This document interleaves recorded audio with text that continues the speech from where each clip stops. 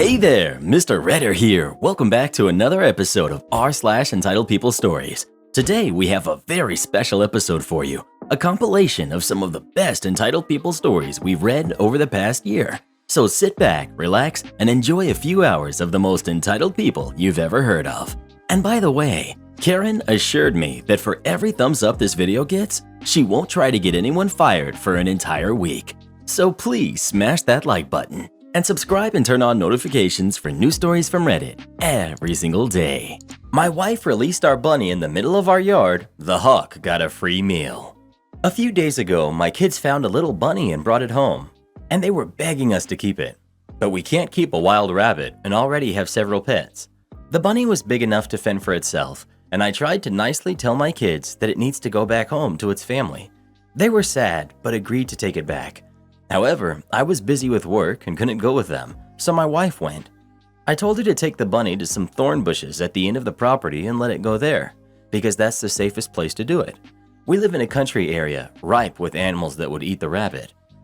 Well, I went back to work, but a little while later, my kids came running back into the house, loudly crying, with my wife trailing after them and trying to calm them down and telling them that it's not so bad. I asked what happened, and my eldest said that Mama made them let the bunny go in the middle of the yard and a hawk took it. They even described what it sounded like.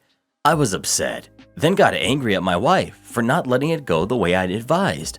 She defended herself and said it was just a bunny, the kids will get over it. But I said that was absolutely wrong, and I warned her about animals that would try to get it. And now our kids had to see the poor bunny get carried away by a hawk. Both of our kids shut themselves in their rooms, and they stopped talking to their mother for days. And when she tries to talk to them, they call her a monster. I've tried to mediate, but my kids are still mad, and I'm still mad at my wife for how things went down. She's angry with me for not having her back, and said as husband and wife, we're always supposed to support one another. But we got into an argument where I pointed out numerous times she has not had my back. She started crying too, and has gone off to our room to pout. I'm thinking I messed up now, so a friend told me to ask here. Am I the jerk? Edit. Yes, I understand hawks need to eat too, and they're all over our area. I just didn't want my kids to see that happen to the bunny. They're 4 and 5 years old.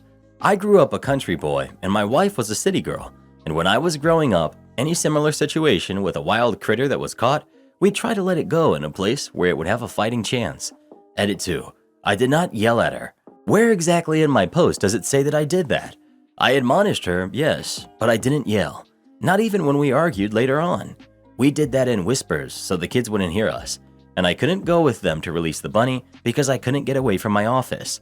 I work from home half the week and have to be near the phone at all times to answer a call while on the clock, unless on my lunch break. I also never once called my wife the names that our kids are calling her after what happened with the bunny, and I've tried to make them stop. I would never call my wife such a thing. That would make me a bully.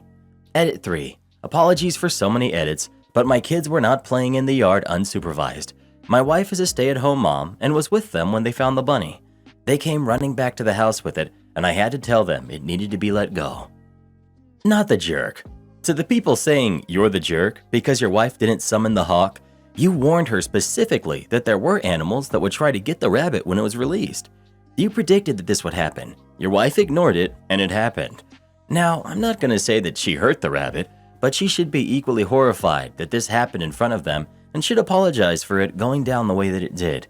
She didn't summon the hawk, but it sounds like you live in an area where it didn't need to be summoned. I live in an area like this with lots of animals. What the wife did was unbelievably stupid and lazy. Did she just not want to walk that far? How long has she lived in the area, and she didn't know that the bunny would be toast if she let it go in the open? A friend of mine lost a small dog to a coyote in the middle of the day. He came out of nowhere, snatched the dog, and that was it. When you live in a place like this, you need to be aware. Not the jerk. I sadly know people who would think, we'll release the rabbit where we get the best view and can enjoy it hopping away, and totally ignore the, it's not safe that way, because they think their enjoyment of the moment trumps the animal's safety. The same people that have shocked looks on their faces when things go bad, they like to pretend that they didn't know better and are totally innocent when you told them it was a bad idea. Some people are selfish like that. OP's wife is one of those people. I'm the neighborhood rabbit lady. Aside from having domestic rabbits, I'm the one people call when they have a nest that they want gone or their cat brought home a baby. If I'm forced to relocate bunnies, I have a few spots that I take them to, and all involve crawling through brush to get them to the best spot possible. Do I know they might not make it? Yeah, and that makes me sad, but the least I can do is give them a decent shot. He wasn't just a bunny, and you're not the jerk. The only way your wife has a chance of earning her kids' trust and respect is by owning up to her failure. She failed that baby bunny 100%. She needs to acknowledge this before your kids and accept the rightful judgment. Well, who do you think is the jerk? OP or his wife? Please let us know. Sometimes if you want something done right, you gotta do it yourself. You can tell someone over and over the right way to do something, and they'll still mess it up. Am I the jerk for canceling my credit card after my boyfriend refused to return it to me? I'll preface by saying that me, 27, and my boyfriend, 30, have been together for 3 years and a half. I've been jumping from one job to another while he's been unemployed due to health issues that affected his performance at work. Usually, I'm the one handling rent, bills, groceries, etc. I use my credit card to make any purchase I want. Last week, my boyfriend out of nowhere asked for my credit card. I asked why, since I'm the one who handles payments and supermarket trips. He told me he wanted to buy some food, and I agreed to let him take it, but I told him to return it later. He got back later, and when I asked about my credit card, he was like, "What credit card?" I thought he was joking, so I told him to just give it back. He said he'd just keep it with him. I asked why, and he said so he could start handling paying for stuff on my behalf. I felt uncomfortable. I said I'd rather not burden him with this stuff and asked him to just hand over the credit card. He refused and said that he'll just keep it since it doesn't have that much money anyway. I was livid. I tried to argue, but he told me to just trust him and let him keep it, and he swore that he wouldn't spend a penny from it. Next morning, I went and canceled it and then registered a new one. He must have tried to use it because he called and was confused, asking why the credit card was not valid anymore. I told him it's because I canceled it and registered a new one. He lost it and started going off on me, saying he couldn't believe I had this level of petty and kept on about how I don't trust him with my finances and how I've been financially mistreating him lately. I hung up on him. The argument continued at home, and he called me paranoid and unreasonable and all that. Then he started cold-shouldering me and sulking about it for days. I do feel like I hurt his feelings and showed an amount of distrust towards him. Am I the jerk for canceling the credit card? Edit, adding in some info. Like I said, he has a physical disability that limits his opportunities for work. He receives no disability benefits because he doesn't want to. He refuses to acknowledge he has a disability and pretends that it doesn't even exist at all. When I tell him to look for a job, he'd blame people for purposely refusing to employ him and say that they look down on him like he's lacking or beneath them. He comes from a humble background, no longer has contact with family due to abandonment issues, but he has some friends to lean on. Since someone asked, the answer is I do almost 80% of the chores while he does the other 20%. Reason for that is his disability. Finally, I pay for rent, bills, groceries, his med, and transportation as well, so I needed the card to be constantly with me. Not the jerk. He swore he wouldn't spend a penny from it, followed by, the next day he must have tried to use it. Your instincts were excellent, as was your decisive and immediate action. You know what he wanted was wrong. Trust yourself. He found out you canceled it because he tried to use it, even though he promised he wouldn't. But you're the paranoid one? Right. Not the jerk. He's definitely gaslighting you. Also, beware. Since he isn't working, that means he can get to the mail first and take the replacement card when it arrives. He contributes what to your life? Does he help around the house or have a side hustle to help pay bills? Sounds like he's just leeching off of you. OP. Let me make a list. A. He doesn't and can't bring in money due to a lack of employment caused by his physical disability. B. He does some things around the house, but nothing compared to what I do. Again, his physical disability gets in the way. C. He has no contact with his family. He only has 3 close friends and that's about it. D. He has a number of mental health issues and it's always affected our relationship. I also pay for his medication. You deserve more. A good partner will always contribute even when they're navigating their own issues. You can and should leave him. Exactly. I have several physical and mental disabilities as well, and I try my hardest to best help my partner in any way I can. Same goes for them. They're in a similar situation, and we help build each other up instead of tearing each other down. Well, who do you think is the jerk? OP or her boyfriend? Please let us know. What I want to know is, where did you find this guy? Clock watching for professionals. My favorite example of malicious compliance happened when I worked some 20 years ago for a local government agency here in the US, which shall remain nameless. We were a small, well-run office with a supervisor who had a very laissez-faire style of leadership, and this worked. Do your job. If you have an idea, develop a program and we'll try it. If it doesn't work, no harm done. Take what we can learn from it and use that on another program. Many programs develop spontaneously, and there was a very collegial relationship within the department between everyone from the department head down to the administrative staff and with other departments across the organization as well. That department head retired and was replaced by a retired Army colonel who was very controlling in his style. Suddenly, multiple degreed professionals who were used to a significant amount of autonomy and who constantly worked well beyond the hours for which they were paid were being told that they could not extend their lunch hour by 15 minutes once a week to participate in the local Rotary Club meetings, despite that we were expected to be involved in local civic groups as part of our job, and that they had to take a 15-minute break at the assigned time each day. As might be imagined, these administrative changes did not go over well. In response to the new top-down mandates, the informal leaders instituted policies of their own without ever saying a word. Suddenly, if their assigned break time occurred and they were on the telephone, they explained, "I'm sorry, but it's my assigned break time and I have to go now. I'll be back in 15 minutes." Meetings that were ongoing at 4:59 p.m. were abruptly adjourned with the note that those from the office were mandated to complete their activities by 5 daily, and it would be necessary to reschedule another meeting to complete whatever business was on the table.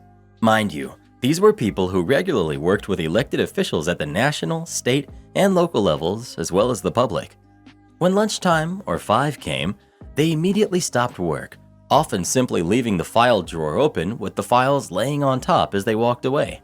It didn't take long for support staff to follow suit.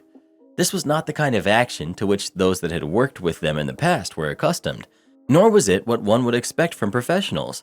It was, however, exactly what was mandated by the new program. Nothing was ever coordinated between them or the other staff. It wasn't long before the new department head was getting a call from their supervisor, who also happened to be a retired colonel, suggesting that they get a handle on the situation and fix it immediately. Of course, there was no disciplinary action because there were no rule violations. Indeed, there was hyper-compliance with the rules established.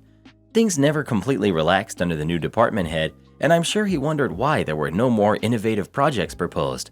He had effectively put out the spark that was at the heart of the group, and within a year or so, there was about a 60% turnover. Am I the jerk for refusing to split rent with my boyfriend?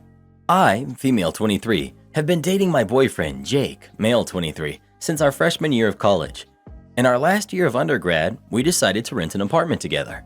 We split everything 50-50, including utilities, groceries, and rent. We continued living together in the same town as our college after graduation, but recently we both got jobs in Chicago, and we're currently living downtown. My dad works in real estate, and he has multiple investment properties. My dad generously allowed me to live in one of his properties rent-free, but he said that my boyfriend would have to pay him $400 a month for rent. My dad is very protective, but he's been nothing but kind to my boyfriend. My dad's reasoning for making my boyfriend pay rent is that he wants to be sure that my boyfriend is with me for me, and not because he will have a free place to live. Keep in mind, if my dad was renting this apartment out to tenants, he would charge $2,100 a month for rent. Very ritzy building in the middle of downtown Chicago. My boyfriend is mad at me because he asked me for my half of the $400 for rent, and I explained to him that I will not be paying rent. My dad is only charging him. He says that we've been splitting rent for the past 2 years, so why would we stop now? Our rent in our college town was $1,200, so we were both paying $600 a month. Our apartment in Chicago is significantly nicer, and he's paying $200 less a month than what he was in college. Is the idea that my dad doesn't charge me for rent, but charges my boyfriend rent so crazy? Should I suck it up and pay half because I can afford it? Edit. Jake and I still split utilities and groceries 50-50, and when we go out on date nights, we switch off who pays for it. If he pays one week, I'll pay the next. Not the jerk. Rent isn't $400, it's $2,100. Point out that if he wants to split rent, then do so by having your dad charge the full amount, which means his portion is $1,050. Pay your dad that, and dad can give it back to you or put it in escrow to save for a future house. The $400 is a major discount for him, and dad lets you have it for free. Not the jerk. A nice ritzy building? Check. Located in downtown? Check. Only $400 a month? Double check. Near your jobs? Check. Getting the family discount from girlfriend's dad? Check. What more does your boyfriend want? Clearly, he's not seeing the bigger picture. He's getting a lot of perks because of you, and he only has to pay a fraction of the rent. Doesn't he realize that millions don't have that luxury in these critical times of the economy? Plus, he's failing miserably with your dad's test. Your dad's suspicions are kind of right. Your boyfriend is either 1. Greedy and disingenuous, or 2. Stupid. Either way, it's not attractive. Gentle, everyone sucks here.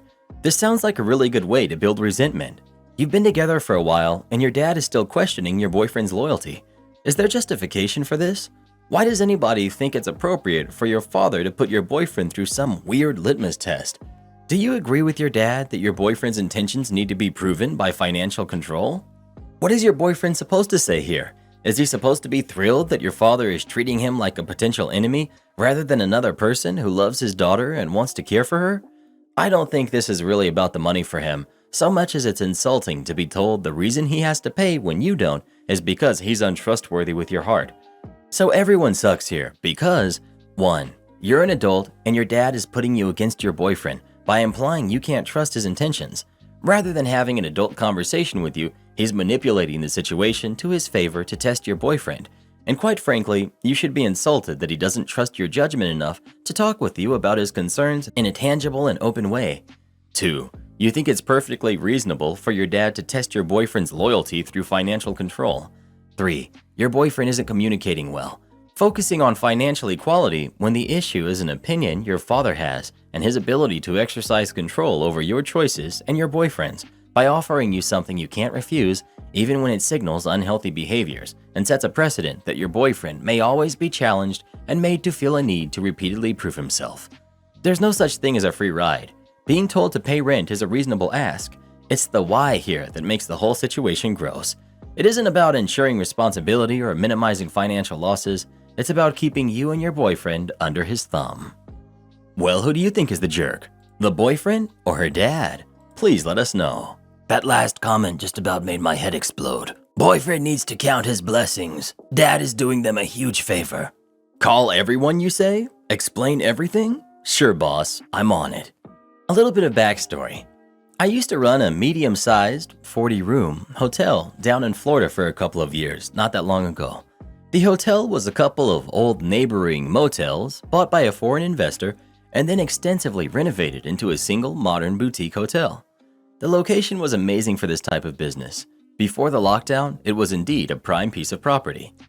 The property manager that ran it at the time had built the hotel up with the idea of a place people would be really happy to return to, especially considering that the person who had run the place at first, an ex-girlfriend of the owner, had chased all the old motel guests off.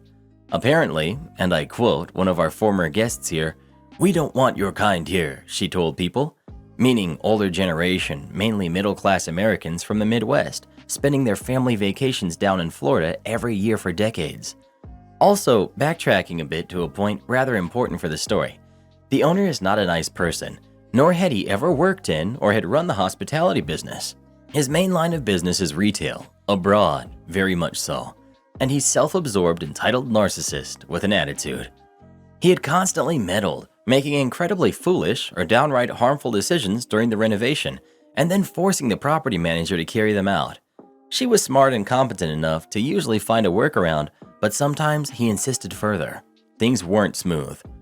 So fast forward to me starting to run the actual hotel part of the business, which at first the owner hadn't meddled in that much. Our main focus groups at the time had been the cruise ship crowd, regular vacation goers, the conferences nearby, and finally the annual events. Multiple music festivals, holidays, as well as the, drumroll, International Boat Show. The last one being a week-long affair of yacht-building companies selling their boats to rich folks, 10-minute walk from our hotel. The place I managed was a bit too low-key for the rich crowd. But guess where all those yacht building companies wanted a room to place all their staff at? We had 40 of them, with multiple beds and full kitchens. And we had built the place up with regular guests in mind, including the festival goers and the yachtsmen, especially the yachtsmen. Meaning discounts, free upgrades, personalized approach, regular touch-ups, even occasional barbecue parties. I was on the first-name basis with quite a few of the boat building managers, as well as boat captains. Because when a boat is sold, they often stay around, get repaired, and the crew has to stay somewhere, and our little place was known in the circles as a good place for them. I had made it my goal to make it attractive for the target audiences, and in some of them, everyone knew each other and word got around. I'm a firm believer in the hospitality business being run with the client in mind, not the profit. So we had an amazing year of building up connections and making the place really nice to a few very specific circles. And then lockdown hit. The hotel was almost empty for half a year, had to furlough most of our staff for a while. Eventually, the lockdown was sort of forgotten about, at least in Florida. Cruise ships hadn't come back, but the regular vacation goers had, en masse. We got very busy, very fast. However, the owner wasn't thrilled with me hiring a new front desk receptionist. Why bother if I myself could do this job as well, right? Make housekeepers, we had 2 of them total for the entire place, do laundry as well. Get the property manager to do accounting too. At the same time, the owner had bought a yacht, just because, and attempted to make our property manager run the boat as well. So after a few more months of struggle, she had finally had enough and she quit. Good for her. We're still friends even today. The owner replaced the property manager with his daughter. Like father, like daughter, exactly same type. However, in their country, manager is manager. They don't get the difference between a property manager, does the building or the property side of things, and a business manager, does the business in that building.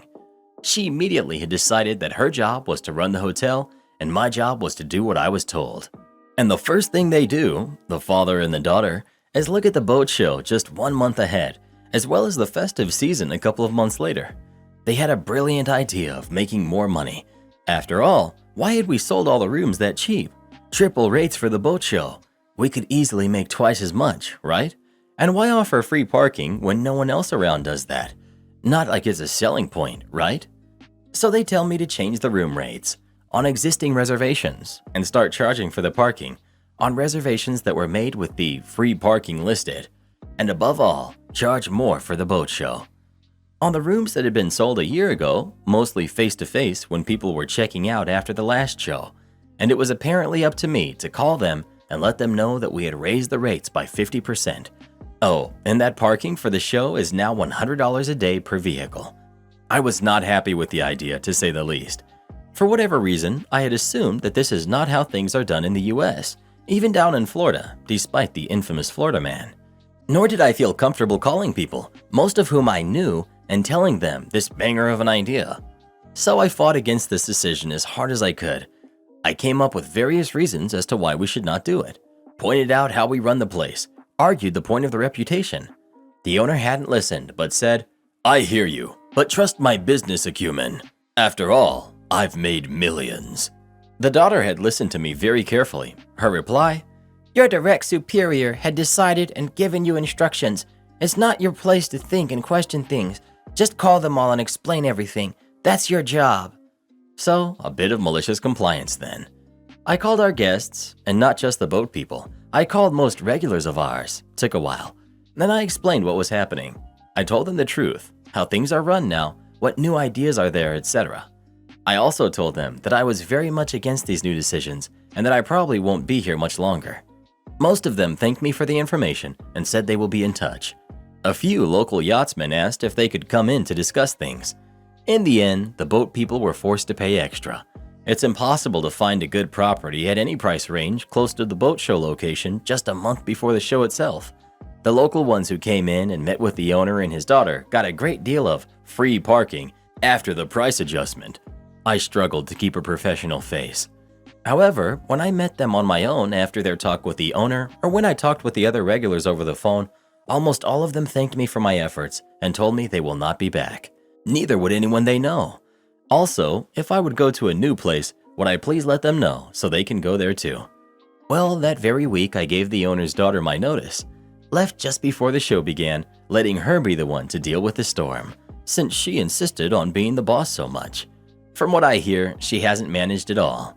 Right now, the place is run by a shady management company that just doesn't care, with the daughter supposedly running the front desk. No one is answering any calls or checking emails. Reviews plummeted. They hadn't even renewed their license or paid Booking.com and Expedia fees, who are threatening legal action now. And apparently, the owner and his daughter blame me and the property manager for everything, since it's our leaving that did them over. Whatever. Am I the jerk for refusing to let it go after my parents falsely accused my brother of stealing from their house? I have an older half-brother, Rory. We share the same dad. I live with my mom and stepdad. Rory comes to see me regularly, and we usually go out together. I'm 15 and Rory is 24, and I have two stepsisters who are 11 and 9.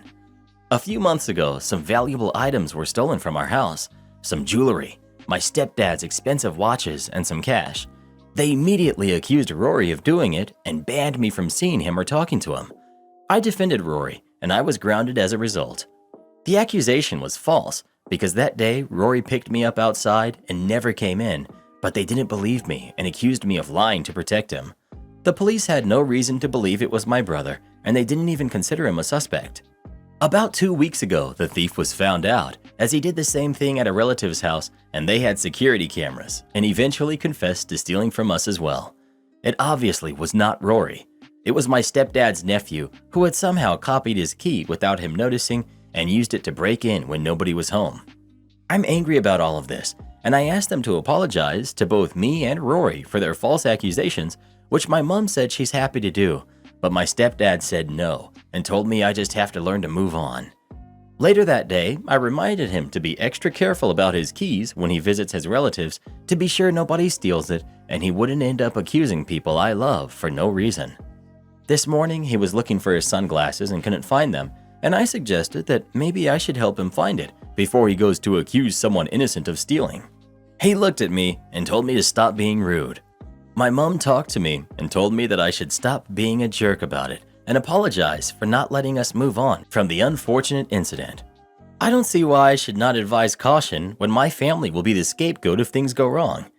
Am I the jerk for expecting an apology and not moving on until I get it? Not the jerk. Accusing someone of stealing is a big deal. They just can't accept that they messed up. Also, why did they accuse him? OP. My stepdad just doesn't like him and always says he's a bad influence without any reason. Quick question. What about his nephew? Is he now banned from the house and can't be spoken to? If not, then your brother's banning wasn't about the theft. Your stepdad has a problem with your brother for no legitimate reason from what I'm seeing. OP. His nephew is also banned now, but he does have a problem with my brother for no reason. His reason is because it's not his son. Not the jerk. Did you get an apology for being grounded? Did Rory get an apology for being falsely accused? Are you allowed to see Rory again? You're being petty, but I understand why. Not the jerk. Why is it on you and Rory, the wronged parties in this scenario, to make nice and move on? Rory was slandered to the whole family. He could have been arrested if the cops were less conscientious. You were punished for providing him an alibi and not doing anything wrong. Yes, your stepfather acted abominably, and he owes you and Rory apologies. You should not be expected to just let this go because your stepdad did you wrong, and it means he will let you and other people suffer for his pettiness and pride in the future. Nobody should let him think that's okay. Am I the jerk for refusing to make an exception for my brother's son to attend my child-free wedding? Hi, I, female 33, am getting married come October to my fiancé Derek. Wedding planning went okay, but as soon as we started sending out invitations, the problems began coming our way. Thing is, Derek and I decided the wedding would be child-free. It wasn't out of the blue, and this possibility was there. I have a 42-year-old brother, Paul, who's married, but he and his wife really struggled to have a baby. They finally were blessed with a son that everyone calls a miracle and a rainbow baby. My nephew is 4 years old now, and everyone salutes him and treats him like a king, and also they turn a blind eye to any misbehaviors which he has, which has caused him to become loud, destructive, and out of control, and punishless. When Paul received the invitation and found out that kids weren't included, he and my mom lost it and decided on an urgent meeting with me and Derek. Paul said, My son is an exception, right? I said no, and this rule is to be followed by everyone. He argued that I was making a mistake by excluding my nephew. He and Mom went on about how he's a miracle since he's their rainbow grandbaby. Then Paul said he had no problem with my wedding being child-free, but expects me to make an exception for his son. He explicitly said, You can have your child-free wedding, but you're gonna have to make an exception for my son, and you know why. Derek apologized and said we won't since our friends and my in-laws had kids too, but now have to leave them home and arrange for babysitters, and advised him to do the same. Paul was offended and said if his son isn't invited, then he won't come, and gave us an ultimatum to drop out if we don't edit his invitation. That caused my family to freak out because Paul is the only and oldest sibling I have, and they said his presence at the wedding is a must. I had an argument with Mom and Dad who said the fact I'm choosing this to be my hill to die on and treating Paul and my nephew like that was appalling. They emphasized how my nephew is special and I should be ashamed to exclude him even when the wedding is child-free.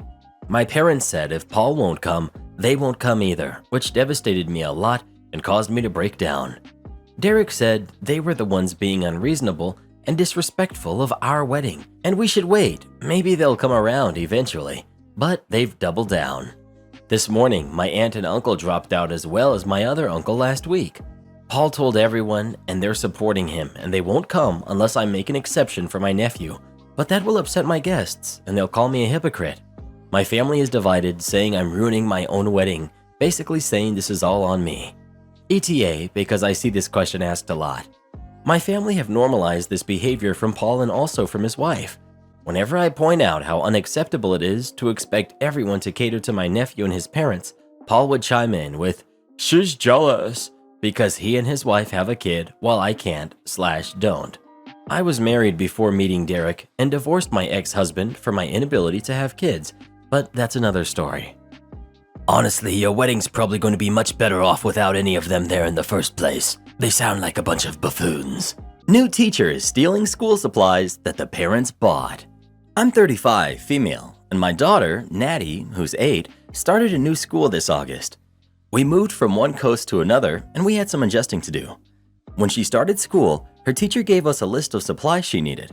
Things like 24 packs of crayons, 300 pencils, etc. These are examples. I don't remember exact numbers, but it was quite a lot. I got everything on the list. The school is located in a very good district, and most parents are well off, and as far as I know, most parents have bought everything that was on the list. You'd think that it was done and dusted, but no. We're a month in, and Natty just brought a new list home which lists the same supplies in large quantities. I thought it might have been a mistake and messaged other mothers in our group chat, and they were as surprised as I was. However, the list was confirmed by an email we received from the teacher asking us to bring the supplies as soon as possible and that lists will be supplied to us every 4 to 6 weeks. I know that kids go through a lot of supplies, but not this many. It was all very odd. I tried to snoop a little and find the teacher on Facebook, but I couldn't find her. However, when my friend came over, she was able to locate her. It seems that the teacher blocked all the parents on Facebook. Turns out that the teacher is selling supplies, crayons, etc. on the marketplace, and she had a page and a link to her website. To say that I was shocked would be an understatement. It seems that she's asking the parents to buy extra supplies and then resells it. What other reason does she have to require over 400 packs of crayons every 4 to 6 weeks? Like I said, most parents supplied everything on the supply list. I've kept it to myself because I'm unsure of what to do, but I am considering reporting the teacher to school so they can properly investigate. I thought it was the right thing to do, but my sister-in-law is a teacher, and she told me I would be the jerk if I were to do that, because kids go through a lot of supplies and no way the teacher resells them. It's probably a coincidence. But I don't know. It doesn't sit right with me. I haven't told other parents about my suspicions because I don't want to start a witch hunt before school can investigate. But would I be the jerk for reporting her? Speaking as a former teacher, this is disgusting and outrageous. Get her fired. Go straight to the principal, and if he does not fire her, take it to the school board. The teachers' union will not protect her on this. Absolutely not the jerk. Unbelievable. I'm not a teacher, but I have a lot of teacher friends and thought this was going to be one of those the teacher puts all the supplies into a communal pot for the school year type situations. But taking them and reselling them? That is absolutely wild. OP, not the jerk, report her and don't let the fallout of her actions trouble you one bit. Not the jerk. I'd request a meeting with school officials and tell them discretion is a must and bring evidence of her reselling on Marketplace and the two lists, the times apart between lists, etc. Bring all the receipts you have. Tell them that you aren't trying to witch hunt this teacher, but that you also do not want to be supplying school supplies if she is reselling them, and that you find it ridiculous that you need to supply new products every 4 to 6 weeks as it is unreasonable. Also, that you haven't brought the Marketplace reselling to the attention of other parents as to not cause an undue attack on said teacher, but you are sure they would feel the same way and they find the new supply list every 4 to 6 weeks ridiculous. You're the jerk. People like you have no idea how hard it is being a teacher in today's public school system.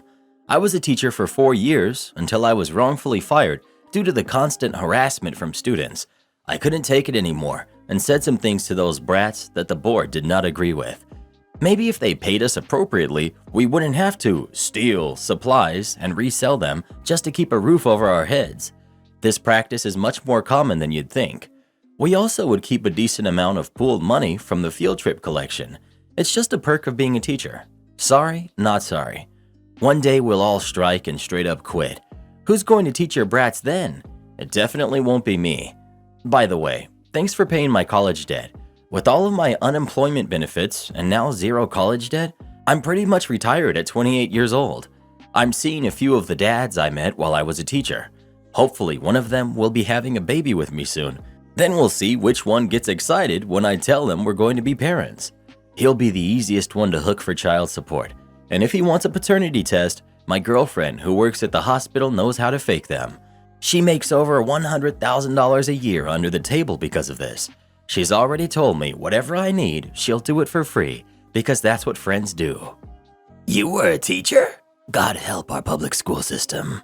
Well, who do you think is the jerk? OP or the teacher? Please let us know.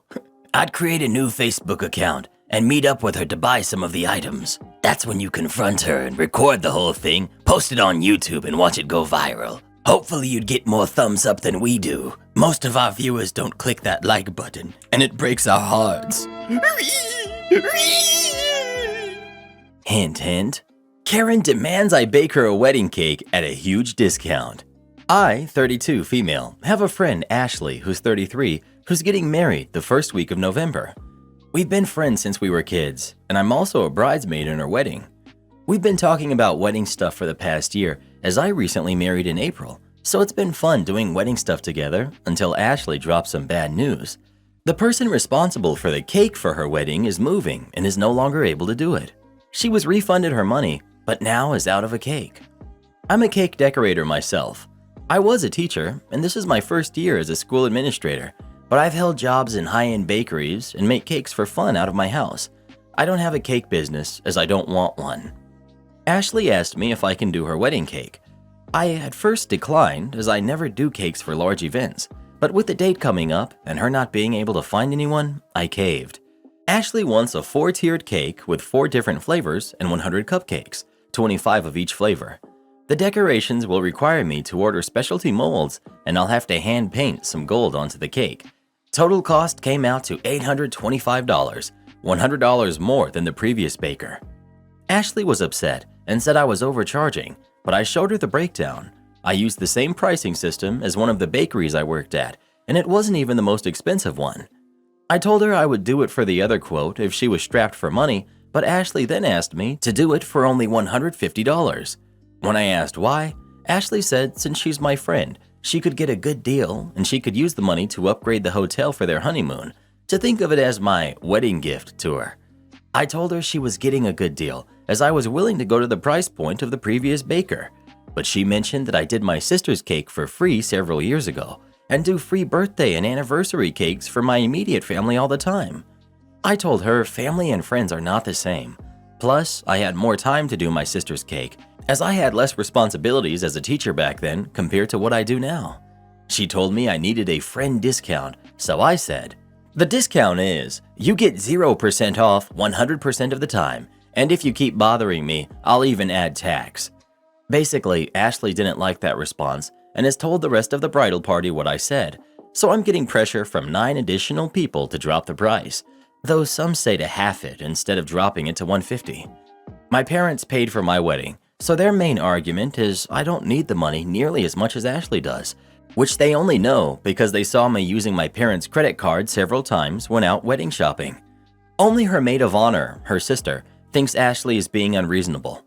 My husband thinks I should drop out of the wedding and not give her anything, but he also doesn't like Ashley or her fiancé. He thinks she's a spoiled brat. Am I the jerk? Edit. I've only paid for my dress for her wedding. I'm also doing my own hair and makeup myself, but the only money I've spent so far for her wedding on my end is for my dress and shoes. Edit 2. To clarify, baking is a skill. Paying for just ingredients and molds would be maybe $150 to $200, but is already factored into the cake cost you buy. What most home bakers base their price on is the intricacy of the design, the difficulty, their clientele location, and most importantly, time. Then cakes are priced with that combined with the serving size. She has 120 guests. A serving is $475 per person, so $570. Because 100 doesn't divide by 12, but is still a large number of cupcakes, I discounted the cupcakes from $350 per decorated wedding cupcake to the price of a regular plain cupcake with no decorations, which is $250. So the cupcakes were $250. Total price is $820. I upped it to $825 so the extra $5 could pay for the box to deliver the cake, which I don't normally have in my house as I don't typically make cakes that big. Not the jerk. If they all want you to drop the price, they can all throw in $100. A wedding cake and 100 cupcakes for a wedding isn't the same as Aunt Betty's 58th birthday. That's pressure times 10. Not the jerk, and I agree with your husband. You should give Ashley a $700 gift on top of what you probably already spent? No, her entitlement is not your problem. Plus, the harassment is unacceptable, and the longer she waits, the less chance she's going to get her over-the-top cake, and more likely she'll wind up with a sheet cake from Walmart. Not the jerk. Also, reminder on something super important. What if the cake isn't exactly what she thought it should look like in her head? Like, what if the image doesn't match her vision? Do you know how much of a hassle you'd go through to get any sort of payment? Or she'd try to harass you into a refund because it's not what she ordered. She's trying to scam you out of a free cake. For goodness sake, 4 tiers, all different colors? That alone is a nightmare to get just right. Plus, the specialty molds you may not even use again are very limitedly. The cupcakes? Oh no. Because you'd have to ice them at the wedding unless the reception venue has a decent-sized walk-in fridge unit to store said cupcakes and cake in to avoid melting from the heat. But hand frosting 100 cupcakes with frosting that may be different to each plus decorating? Oh no. Well, who do you think is the jerk? OP or Ashley? Please let us know. No wonder your husband doesn't like her. Never let an Ashley all over you. You'll always talk about Karen, but you sleeping on Ashley's, bruh.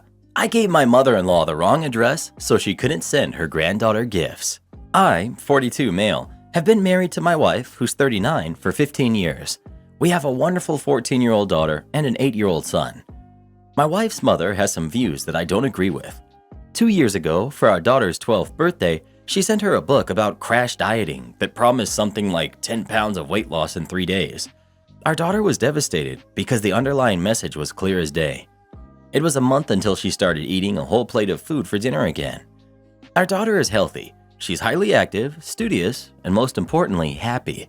Her grandmother believes that she's not reaching her full potential, whatever that means, and thinks that she'll be on the front covers of magazines if she can just shed some weight.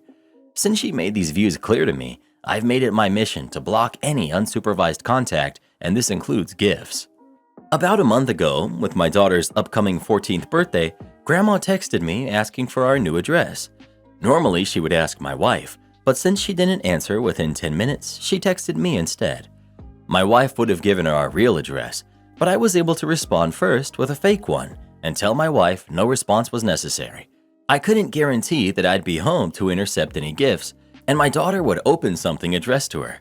I gave her some numbers and a street somewhere that I wasn't even sure existed. A couple of weeks later, after my daughter's birthday, I realized that it did not in fact exist as her package was returned to her. Both she and my wife were furious, and my wife amended the address I gave her before. Grandma insisted it was a completely innocent package. Well, the day it was scheduled for delivery, I decided to work from home. When it arrived, I opened it up and found that it was a baton-twirling uniform, my daughter's hobby. Sound innocent enough? It was at least 2 sizes too small. I sat my wife down with the stupid thing in front of us and said it was clearly intentional, which my wife refuses to acknowledge. Now she and her mother are even more mad at me for throwing the uniform into the neighbor's garbage, with the neighbor's permission. Did I handle this correctly? Not the jerk. You don't have a mother-in-law problem, you have a wife problem. It's time for you and your wife to have an honest discussion about how she views your daughter. OP has a huge problem at home if wife agrees or treats their 14-year-old like grandma does. Grandma and wife are fine with giving her insecurities, and she'll need years of therapy. Not the jerk, but OP needs to do something before it's too late. So, I applaud you for standing up and protecting your daughter. For that, you're not the jerk. While people are quick to say you are, as you didn't communicate with your wife, given that she refuses to see an issue with her mother doing this, I disagree with Reddit, and you are not the jerk there as well. Bravo to you for prioritizing your daughter. She needs someone in her corner for sure. That being said, I would make an appointment for couples counseling and talk to the counselor specifically about this issue, how your wife doesn't have concerns with it. You two do need to communicate and get on the same page. Your mother-in-law needs to stop bullying and shaming your daughter, who sounds like a normal, healthy kid. I would go as far as to talk to your daughter. Does she even want to see mother-in-law? Otherwise, go low or no contact.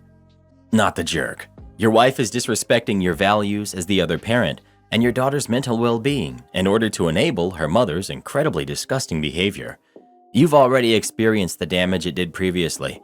Your wife is being irresponsible by allowing it to happen again. She needs her eyes open to the harm she's opening her daughter to. You're the jerk, but only for the fact that of course the mail was going to be returned for being sent to the wrong address. Instead of dancing around the subject, why don't you just confront her like a mature adult would do? I'm completely with you. Grandma is a jerk here too. Ask your daughter how she feels about it. Make sure your wife is present as well. If your daughter is hurt by the actions, your wife needs to understand how hurtful it is and stand with you. All these shadow games serve no purpose other than to step on toes and avoid the actual issues. I created a hostile work environment.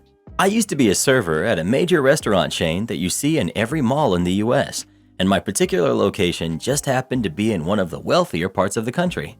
Because of that, a large percentage of the clientele wanted their dishes a certain way. There were some oddball regulars, like one lady who wanted a Caesar salad with no dressing, but 3 whole lemons to squeeze on the lettuce.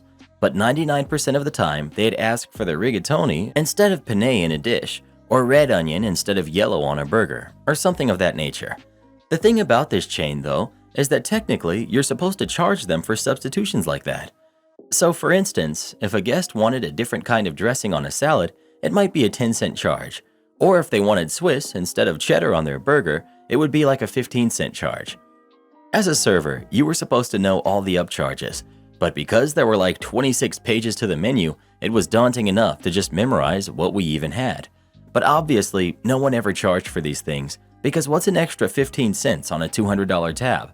Not only that, but because rich people tend to be the stingiest people you'll ever meet. We would never charge them because they would instantly complain if you did. And the restaurant's policy was essentially, the customer is always right, no matter how wrong they were.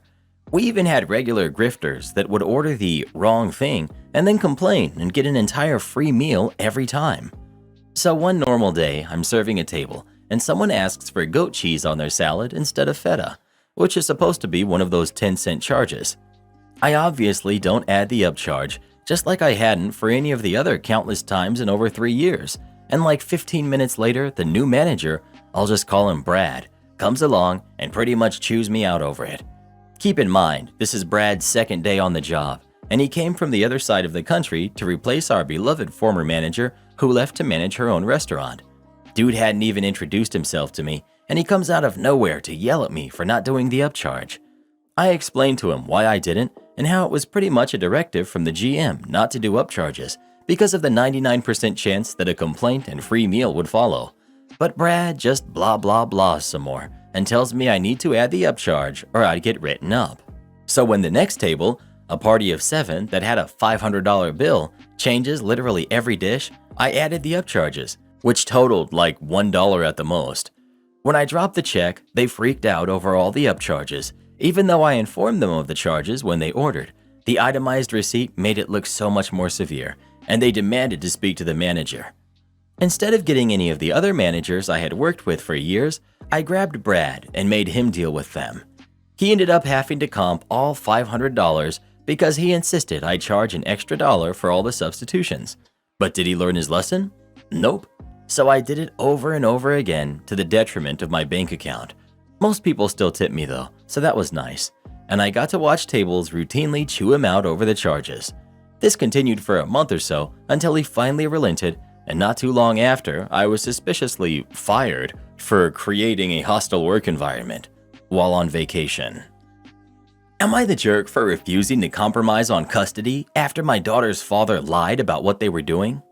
I, 32 female, co-parent my 13-year-old, Lily, with her father. We're generally flexible with days, and neither of us have a problem with the other. A few weeks ago, he texted me, "Could I pick up Lily Friday, September X instead of Y, and drop her off A instead of B?" When I asked him why, he said his brother-in-law passed, and the funeral was Saturday, and he wanted to leave Friday. It was in a city several hours away. I agreed to this. I wasn't happy with her missing school, but I compromised. A few days ago, a friend of mine sent me pictures of him with Lily at a ball game from that Friday in the city where his brother-in-law's funeral was. He never told me anything about that. I texted him and asked what was up with that and why he had lied, and he said that he hadn't lied. It had been a lucky coincidence. Their favorite team was playing in that city, and he figured they might as well go to a game to see some of her favorite players. I asked if she had homework she should be doing, and he said she had plenty of other time to do it, and this was important to him. I'm very big on the importance of Lily doing well in school, so this was upsetting to me that he put a kid's game and something he wanted to do over her schoolwork. I don't even think she likes the team for any reason other than to connect with her father, and I think this was mostly for him because I see all the nostalgia stuff he posts on social media about the team. I told him he shouldn't have left that out of the plan he gave me, and that I wasn't changing custody anymore for his mother's birthday, and that he could pick her up and then drop her off a few hours later because she wasn't staying overnight and I wanted those hours back later. Now he's incredibly upset at me and called me a jerk for overreacting. I just want Lily to understand an education is important and to be prioritized and be surrounded by people that understand that. Am I the jerk?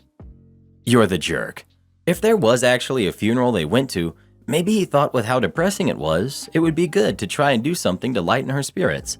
Does he have to tell you every single little thing they do together? Do you ask permission before every little thing you do with her? You're overreacting. Are you both not equal parents?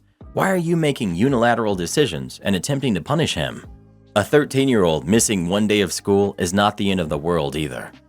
God forbid her homework is not done on Friday. She's liable to forget all that knowledge by Sunday. She's 13. She's fixing to have her choice of whose house to stay at soon. Things like this will be why she chooses dad. You don't think she likes the team except as a way to connect to her father? Doesn't that make you understand how important this is? Her relationship with her dad will set the tone for every other male relationship. It's important that it exists. Your being inflexible in the future will only make your daughter's, and likely your life, worse. You are overreacting. Couldn't agree more. OP is upset that the father is bonding rather than realizing this relationship is very important for her kid's emotional development. She's hiding behind education to lash out at her daughter's father. So now she thinks she is punishing the father, but really she's punishing the daughter as well. Divorce is hard enough. No need to make it harder. Kids don't have the capacity to understand why relationships fall apart. They only know that their family has been torn apart, and her daughter will resent her in the long run if she starts down a path of vindictive behavior. Well, who do you think is the jerk? OP or the dad? Please let us know. I heard chill pills are on sale right now. Might want to check that out. Costing my boss hundreds of dollars because he won't listen to my ideas. This is just small malicious compliance to save some food, but I think it's pretty interesting, so enjoy. So I work at a gas station as a cashier, usually early mornings on weekends. Our station has a lot of food in store that's packaged, like chocolate bars, drinks, etc. But since the prices are so high, most of our stock expires before we can sell it, and we have to throw it away. Besides the packaged foods and drinks, we also serve pre-made sandwiches and other pastries, which can only be made and sold in one day and needs to be thrown away at the end of each day. Unsurprisingly, prices for those items are even higher, and so they are rarely sold, and we throw away kilograms of food every single evening. I asked my boss if we could just eat it after it needs to be thrown away because it's still good food, but health regulations just say we can't sell them after a couple of hours of laying in the fridge. My boss said no because he doesn't trust us to not make food in the evening just for us to eat. I countered with the idea of just putting these items on sale before we throw them out so we don't have to pay half of our hourly wage or more on a sandwich and customers could save it for a less price. My boss declined again, saying that we can't do that either for the same reason. I asked if we could donate everything in the evening to homeless people in the area. My boss said no. Cue my malicious compliance. I've made it my duty to now remove everything from the store as soon as it expires and even made a list for my colleagues to look up when things expire. No, we didn't do that before. It just laid there on the shelves until someone found it. With that, every shelf now has empty holes without stock, and my boss's office is full with expired stuff because she needs to check every item to make sure none of us are eating it. I've taken my time to add up the amount of food we've thrown out in just a week. 10 kilograms of fresh sandwiches, 6 kilograms of small packaged snacks, and over 20 bottles of soft drinks, and calculated that over $400 worth of food went to the trash in half a week because we didn't discount them. I've asked a lot of customers about their opinions to implement such a discount to reduce the waste of food, and I just got positive responses. My boss, however, was not happy that I talked about problems with customers and got pretty mad at me. I showed her the numbers I calculated and what we could potentially earn with a discount of 20% based on the customers' opinions I got when talking to them. The majority of them would buy more to save food, and with a discount, they'd much rather buy something. My boss was too stunned to speak when I told her that she's losing thousands of dollars a month to the trash can, but since it wasn't her idea, she'd rather lose the money than admit that I'm right. Am I the jerk for extorting my fiancé for his social security number? I just started a new job and became eligible for benefits. One of the benefits is a free $25,000 life insurance policy. I decided to sign up because it's free, so why not? I put the primary beneficiary as my dad and the secondary as my fiancé. If it pays out, it would pay out 50-50. They needed the beneficiary's info, name, date of birth, contact information, and asked for their social security number too. I called my dad, told him what I was doing. He gave me the info, and that was that. I called my fiancé and asked him, and he immediately got defensive. Why do you need that? What is it for? Valid question, but I had told him at the beginning it was so he could be a beneficiary to my life insurance policy. This isn't some scam website, it's through our HR health benefits. He refused to give it to me and was getting angrier and more upset the more I pushed for it, until finally I gave up and just didn't add him because it wouldn't let me add him because the social security number was a required field. When we got home, I asked him what the big deal was, and he basically said that information is his information and he's not giving it to me. I pointed out to him that since we're getting married, I will at some point likely need his social. I pointed out he wanted to be added to my insurance after we got married. His job doesn't offer any, and that I would definitely need his social for that. Bank accounts, mortgages, credit cards. I'm not posting it on the internet. It's so he can get money in the event that I pass. Anyway, long story short, we argued more. He's adamant his information is his information, and he doesn't want to be in the system. I reminded him he was in the military for goodness sake. He's already in the system. Finally, I told him, okay, then I won't add you to my life insurance or health benefits because I can't add you without that information. He responded saying that I was extorting and blackmailing him, and then he left for his brothers. Am I the jerk? ETA. He does have mental health issues and sometimes gets in weird moods. I'm hoping this is one of those times, but he did seem genuinely upset when he left. Thus, I feel bad for throwing the health insurance thing in his face. I feel that may have been a low blow. He doesn't want his information to be in the system? I'm sorry, but I'm laughing reading this. He doesn't want his social to be in the system? Where the heck does he think his social comes from? Not the jerk, but I'd hold off on setting a wedding date. This is really odd behavior and makes me suspicious of exactly why he doesn't want to share this. I mean, you're basically giving him money if something happens to you. When you go on his insurance or he goes on yours, you'll need his social. When you file taxes as married, filing jointly, the social is on the front page of your 1040. He can't run away from this forever. Is it possible that he's not here legally? Is it possible he's using someone else's social? Is it possible he has some record that he hasn't told you about? It may all be innocent, but his reaction, leaving to go to his brother's, is way out of line with how you'd expect a fiancé to react to something like this. OP. He's definitely a citizen. He was in the military for a short time. His parents are both citizens. I've known him from a distance since high school, so no hidden marriages or criminal record that I've heard of. He has mental health issues and gets a little off sometimes, but he seemed fine when I left for work, and I wasn't getting any flags that he was having an episode or about to have one. Well, who do you think is the jerk? OP or her fiancé? Please let us know. Reddit boy doesn't want to be in the system either. I told him to go live in a tent in the mountains. At least I wouldn't have to be in here with you anymore. What? I told my in-laws exactly where my husband was at when I was in labor.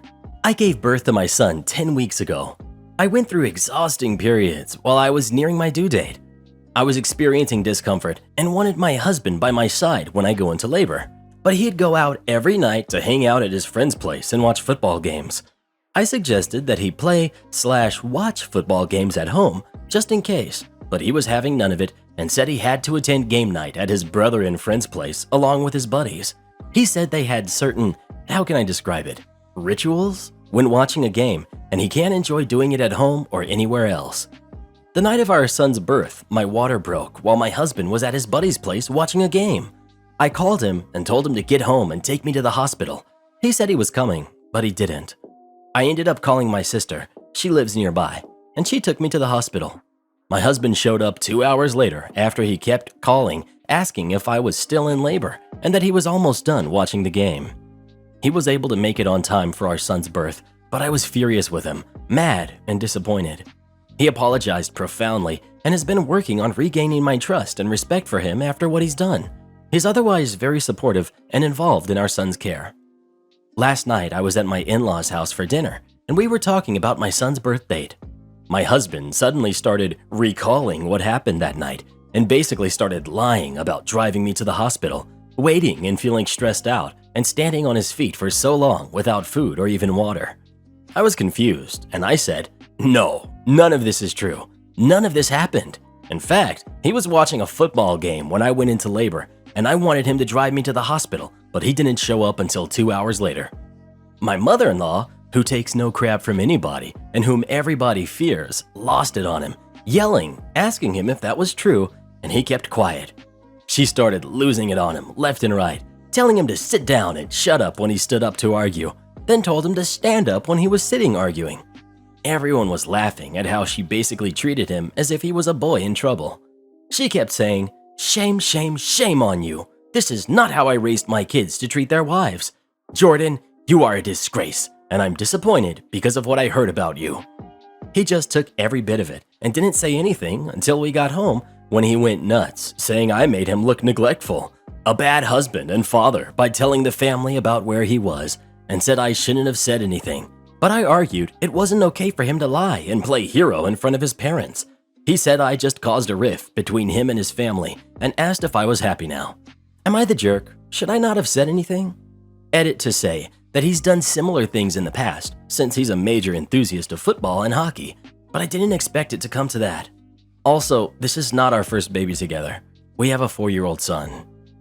I feel sick to my stomach right now. What kind of father would rather watch a football game than be at the hospital when his son is about to be born? I need a smoothie. My new Karen neighbor is demanding I cut down plants in my yard. A family that has kids recently moved into the house next door. The border between our yards, mostly on my side, has a ton of poison ivy. I'm extremely sensitive to it, so I haven't tried to control it except when it starts to grow too much into my yard. Even when I do remove it, I have to suit up and wash everything thoroughly, and I still somehow end up with a rash. One of the parents came to my door last week to ask me to remove the poison ivy because their kids have been getting rashes when they play in that part of the yard. I said that I couldn't do that because of my sensitivity, but that they could just get it removed on their side, and as long as their kids stayed in their own yard, it wouldn't be an issue. They said that even if they did that, it would grow back into their yard from my side, and that I could pay a company to remove it if I wouldn't do it myself. I said that I would only agree to it if they paid for all of it. They refused and said that they would be looking into local laws about nuisance plants. We're not on speaking terms anymore. Am I really the jerk here? It's their problem, so why should I have to pay for it? They could just teach their kids to avoid poison ivy like I do. I could understand if I had planted it intentionally, but poison ivy is a native plant that was here before I was, and it's an important food source for bees and birds. Quite frankly, I'm grateful for it, because it's been keeping their loud kids away from my yard who were really annoying me whenever I was out in my garden. It sounds like the poison ivy border between your properties is a nuisance to both you and your neighbors, and you are all making the situation needlessly complicated. Why not just hire a company to remove the plant and then split the cost? Edit. Oh, I see that the real reason you're letting this poisonous plant continue to grow and encroach on your neighbor's property is so that their kids will not be able to play in that section of their own yard. You are intentionally keeping a poisonous plant around that's harmful to both you and your neighbors so that they can't access that part of their property. How completely selfish. You're the jerk. Info. Why aren't you two just paying half each? It's clearly a nuisance to both of you. I'm a little bothered on OP's behalf that the parent's response was to put the financial responsibility on OP. The verbiage used in the post, at least, comes across that the parent has deemed OP responsible for the removal, whether it's professional or not. If OP doesn't care about it and appreciates it as both a contributor to the ecosystem and as a natural fence line, then it seems more reasonable for the parents to remove it on their side and put up either a competing bush or a hedge plant, or put in garden edging of some kind, or even a proper fence. A lot of people are crying, "Think of the kids," but that's really a point of education. Don't play near potentially harmful areas. There isn't going to be an easy answer to everything in life, nor is everyone going to be willing to compromise. Additionally, if a kid is allergic to pollen or a particular tree, there's no exception that the neighborhood has to accommodate that. Trees are not poison ivy, but it's a loose connection given plants are the primary topic. As far as looking into nuisance laws for plants, my unprofessional assumption is that if OP isn't cultivating the plant and it's not an invasive species, it probably won't hold much weight as an argument. Then again, tree law is nuts, so I could be very incorrect there. Well, who do you think is the jerk? OP or the neighbor? Please let us know. Roundup makes a special product just for poison ivy. It works like a charm. Spray the whole area and it'll be gone in a week. Am I the jerk for making my chronically late friend miss her seminar? My friend, 25 female, is constantly late for everything. Be it work-related or fun activities, she will always be at least 15 to 20 minutes late. She doesn't have a car, and so oftentimes I, 25 male, will have to pick her up from her house. I work at a university, and she's a PhD student there, and her place is along the way from me. Last time I offered her a ride to work, she ended up being 20 minutes late after I've already arrived at her place. Because of that, I ended up being late for work. She's always very apologetic about her lateness, but never changes. This week, she was supposed to give a seminar at the university, which is a crucial part of her PhD program. She asked me if I could give her a ride to work that day. I told her sure, but that I was picking her up at 8 a.m. and she must be there at exactly 8 a.m. and not a minute later. She chuckled, but I told her I wasn't joking, and she promised that she would be there. The morning of her seminar, I drove to her place and I got there at 7:55 and texted her that I was here, and she told me that she would be out in just a minute. At 8 o'clock, there was no indication that she would come out, and she didn't text anything. So at 8:01, I drove off. At around 8:20, she called me asking where I was. I told her I was at work and that I wasn't joking when I told her that she had to be ready right that minute. She started screaming and crying over the phone and told me that she was having a hard time that morning, couldn't be ready right at 8 a.m. She then begged me to come back to pick her up, as her seminar is at 9 a.m. and she needed to be at the school before then. I could have done it quick enough to pick her up and drop her off without affecting my work, but I decided I didn't want to do that, and I told her that I wouldn't. She was crying and hyperventilating at that point and said she had promised to never be late for anything else again, and re-emphasized that this seminar was crucial for her PhD and that she absolutely cannot miss it without severe consequence. I responded, "Oh well," and hung up. I then went about my day at work normally. I feel like I could have went back and picked her up in this scenario since it wouldn't have been detrimental to me, and at the same time, this was something very important for her. On the other hand, I feel like this should be a wake-up call for her chronic lateness. Not the jerk. You warned her. She also had 40 minutes to make other arrangements, even after all her procrastination. Could you have been kinder? Yes. Could you have reminded her about your time restrictions? Yes. Could you have given her a final notice with an "I'm going to drive away at 8 o'clock"? Yes. Is it rude to be continually late? Yes. Is she an adult? Yes. Is it your problem to manage her time? No. Still not the jerk. When you said you left at 8:01, I was thinking you were the jerk. But when she didn't call you until 8:20, I laughed and thought, oh no, definitely not the jerk. Your friend needs to learn that punctuality in the professional world is important. Also, her chronic lateness should not be affecting you getting to work on time. Not the jerk. I had a friend like this. I was left at the movies, restaurants, train stations. She was never ever on time, always apologetic, etc. Finally, I just started leaving after 15 minutes, which even that seemed a long time when you're waiting at a restaurant. I was also told after I left the first time, I'll never be late again, I promise. But she was.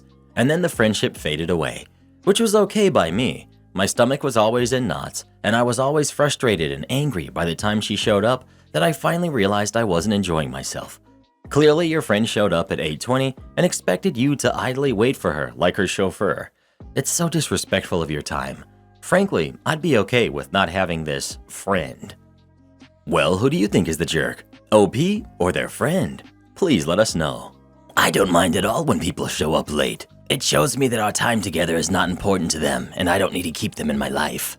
You want me to coerce an inspector after someone else did the work? This happened years ago. I had just started working as an independent electrician, and one day I received a call from a new customer. He was one of those people that flips homes in lower income neighborhoods. I'll call him Todd, but honestly, I've forgotten what his name is. Todd asked me to meet him at a vacant house he recently bought to give him an estimate for a full rewiring job. He was 30 minutes late, so I was already unimpressed with him. Upon entering the house, which was right after a rainstorm had passed through, we found an inch of water covering the hardwood floors. There was water pouring out of small holes in the column on the front porch. Everything was soaked. Instead of showing me around, Todd called his business partner and brother and spent the next 20 minutes going off on him for not fixing the roof. I'm standing around and listening to his man-baby rage on full display. The whole time I'm thinking, there's no way I'm going to work for this guy. His fuse was way too short and his anger was out of hand. I gave him a price, which admittedly was the "I don't want to do this job" price, and didn't hear back from him until months later. Todd called me later that year. He explained that he had found an electrician from 3 states away and had paid the electrician with ceramic tiles instead of cash. The problem now? Well, he needed an inspection from the city electrical inspector. I agreed to meet with the inspector for him, which I would bill him for. I went back to the house about 20 minutes before the inspector showed up and saw numerous issues. When the inspector arrived, we walked through together. Every issue I saw, the inspector also saw. He pointed them out, and every time I agreed with him that the work was not up to code. This inspector kept looking at me with a puzzled expression. After we did a complete walkthrough, I finally explained to the inspector that I didn't do any of the work and was hired to get him to pass the inspection. He asked me if I thought he should, and I told him absolutely not. I got paid for my time, I got paid to repair all the violations, and I formed a strong relationship with that inspector, who was always lenient with me on all of my future jobs. Am I the jerk for quitting my daughter's job for her? So I, 42 female, have a daughter who's 15 who got her first job as a hostess at a mom-and-pop restaurant. I was super proud of her and supported her in every way. We made sure she was there when needed, helped her fill out paperwork, all that stuff. First week, she says she's tracking her time on a Post-it note. She doesn't have a login to track her hours in their system. We tell her to make sure those hours get counted somehow and offer to speak to her manager. She asks us not to get involved, so we don't. We ask her how much she was offered. She doesn't know. When does she get paid? She doesn't know. She's timid and afraid to speak up, being her first job. We give it time. During this time, she's working 4 to 7 hours per shift. In our U.S. state, there are child labor laws that specifically apply to 14 and 15-year-olds. These state that she cannot work more than 3 hours per shift 18 hours per week, or outside the hours of 7 a.m. to 7 p.m., while school is in session, which it is. She was regularly working outside of those hours, including one night until 11:30 p.m. One dinner shift, a customer yelled at her on the phone for not knowing the full menu. Okay, it happens. Said customer decided to come into the restaurant, ask for her, and went off on her in person, while her manager stood by and just did nothing. This infuriated me, and I wanted so badly to call her manager and tell him he should support his staff and have their back, but she asked me to stay out of it. We let it go, again at her request, until today. She worked today and texted me that she was miserable and wanted to quit. She said that she was not suited for this position and didn't want to continue. I told her she absolutely did not owe them anything other than finishing her shift, and we would be there when she got off work at 3 p.m. In the meantime, she put in her 2-week notice, which was generous for a job she's held for all of 3 weeks, but it was her choice. We get there at 3, and I go inside to let her know that we're there. Her co-hostess pipes up and says, "Actually, I get to decide when she leaves, and I'm not ready for her to leave." As you can imagine, this irritated me, as she was told she was off at 3 p.m. and I was ready to go home. I told her to go clock out and go outside, and I'd be out in a minute. I asked to speak to a manager. I spoke to a head server and told her I appreciated the opportunity they gave my daughter. I said this was not going to work out and today would be her last day. They have not made a schedule going forward, so I said not to schedule her anymore. I got the details on when and how much she would be paid and left. I never raised my voice or was mean. My daughter is furious with me. I explained to her that I tried to let her take the reins here, but she was not standing up for herself, and being 15, I was not going to allow anyone to take advantage of her. She made the decision to quit. I just pushed it along a bit faster. So Reddit, am I the jerk for negating her notice and making her quit? Edit. My goodness, I'm overwhelmed at all the responses. I've tried to read every single one and take everything in. Thank you to everyone who took the time to point out things I could have done better. I truly do want to learn from this and do the right thing next time, if there is a next time. I've apologized to my daughter for how I handled things. I explained what all they did wrong and told her I was very proud of her for wanting to give a notice, but I just couldn't sit back and watch them mistreat her for 2 more weeks. She argued that she made the choice to quit on her own terms, and I took away that chance by telling them she wouldn't be coming back. She's still very mad, and I told her she can be mad at me, and I'm sorry for any embarrassment I caused, but I do not regret removing her from that toxic environment. We've learned a lot from this experience, and we will make sure she knows what info to get before her first shift at the next job, which she's anxious to get, but will probably have to wait a couple weeks due to a planned vacation. I will update when we get her paycheck. I have a bad feeling they're going to try and get out of paying her for the first week when she didn't have a profile in the system. Not the jerk. I'll go against others who say you're undermining her. You're not. The situation she's in, they were mistreating her and it was detrimental to her. This is a situation where parents need to step in, as she was only going to let herself get further taken advantage of. Were it a one-off, I'd say otherwise, but they were breaking the law and allowing her to be mistreated. At a certain point, you have to step in if she won't. I would say to go even further and report the place to the Department of Labor. Those laws are there for a reason. I'm honestly baffled OP didn't already do that. 11:30 on a school night for a 15-year-old? What are they thinking? If anything, I'd vote you're the jerk because OP didn't intervene sooner. Like, yeah, let your kids fight their own battles and stuff for all I care. If they're cool with working a bit more, let them do so. I did like 12-hour shifts when I was 17 so I could earn cash more quickly during the summer, but I did so voluntarily, albeit still illegally. But that was outside of school for about 3 weeks with a certain goal in mind. I knew how much I'd get. I knew my hours were tracked correctly, and it was for a pretty big company, which makes it even more ridiculous that they let me do this. But I digress. OP's daughter got taken advantage of several times in just 3 weeks. Like, what on earth? Don't just let your timid daughter get played like that for no reason. Not the jerk. Gosh, I'm surprised by all these you're the jerk votes. The daughter is 15 and this is her first job. She's being exploited and the restaurant is breaking labor laws. The mother is doing exactly what a parent is supposed to do, protecting her kid when her kid is unable or unwilling to protect herself. And in this case, it's simply due to her being inexperienced in the workplace. Her daughter is embarrassed right now, but her mother just gave her a very valuable lesson in how to recognize when she's being used. Good for you, Mom. Well, what do you think? Is OP a jerk for the way they handled this or not? Please let us know. I don't think you're a jerk at all. I think you did the right thing. At the same time, I do understand why the daughter's embarrassed, but eventually I think she'll really appreciate what you did for her. Am I the jerk for bringing my husband over even though I was told not to? I'm 24 and my sister is 27. I'm married and we have 2 kids. My husband is also 24. My sister has told me before that it makes her feel insecure that I'm married and we have kids when she doesn't. Personally, I think my sister is way cooler than me. She's in school to be a dentist. She works very hard too. She works in luxury retail. She used to tell me all she ever wanted was a white Mercedes, and she bought herself a white Mercedes recently. I was so proud of her. Every penny I ever spend comes from my husband. Yeah, I have a nice car, not nearly as cool as hers, but I didn't buy it, my husband did. Same with everything else. My clothes, my house, everything is bought by him. She's a hard-working lady, and she gets to spoil herself. She doesn't have to ask a man to do it for her like I do. And I love my husband more than anything in this world, but I still really do look up to my sister. She has a new apartment with a backyard and invited me and my parents all over for a barbecue. I asked if I could bring the kids. She said yes, but not my husband. I asked why. She said it makes her feel insecure when we are in her presence. I asked why. She said I'm 3 years younger than her, and it makes her feel bad about herself because she doesn't have any kids and isn't married.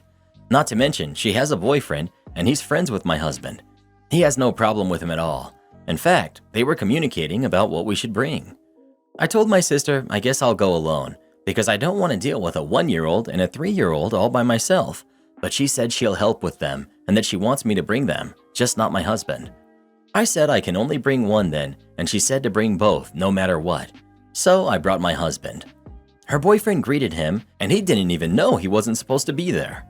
I sat next to him inside, and she had me walk over to her and asked if I could just move away from my own husband.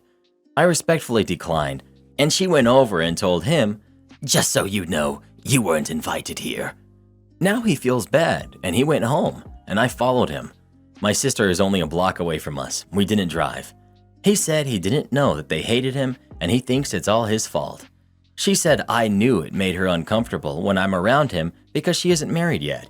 She insisted I bring my 2 kids, but I'm only one person. I can't deal with them alone. Edit. Some people have the same concern I've had for 8 years now. I think my sister does have a crush on my husband, but I'm not 100% sure on that. The only evidence I have is sometimes I catch her staring at him. I'll say something silly like what you see? And she'll say, "No, I just like his shirt." And sometimes she'll look at him and say to me, "I wish I had what you have." But I always assumed she was talking about a family in general, not my husband specifically. Edit. Hey guys, I just want to say, a lot of you are totally right. I totally should have let my husband know, and I should have just told my sister straight up, I'm either going with my husband or not at all. I didn't think of it like that. That being said, here's the real reason for this edit. I took your guys' advice. I called her, I apologized, and I straight up asked her, "Do you have a crush on my husband?" She stuttered a ton and then said, "A little bit." So I think that answers that. Should her boyfriend know? Should my husband know? I don't know what the right thing to do here is. How do I tell my husband my sister has a crush on him? Everyone sucks here.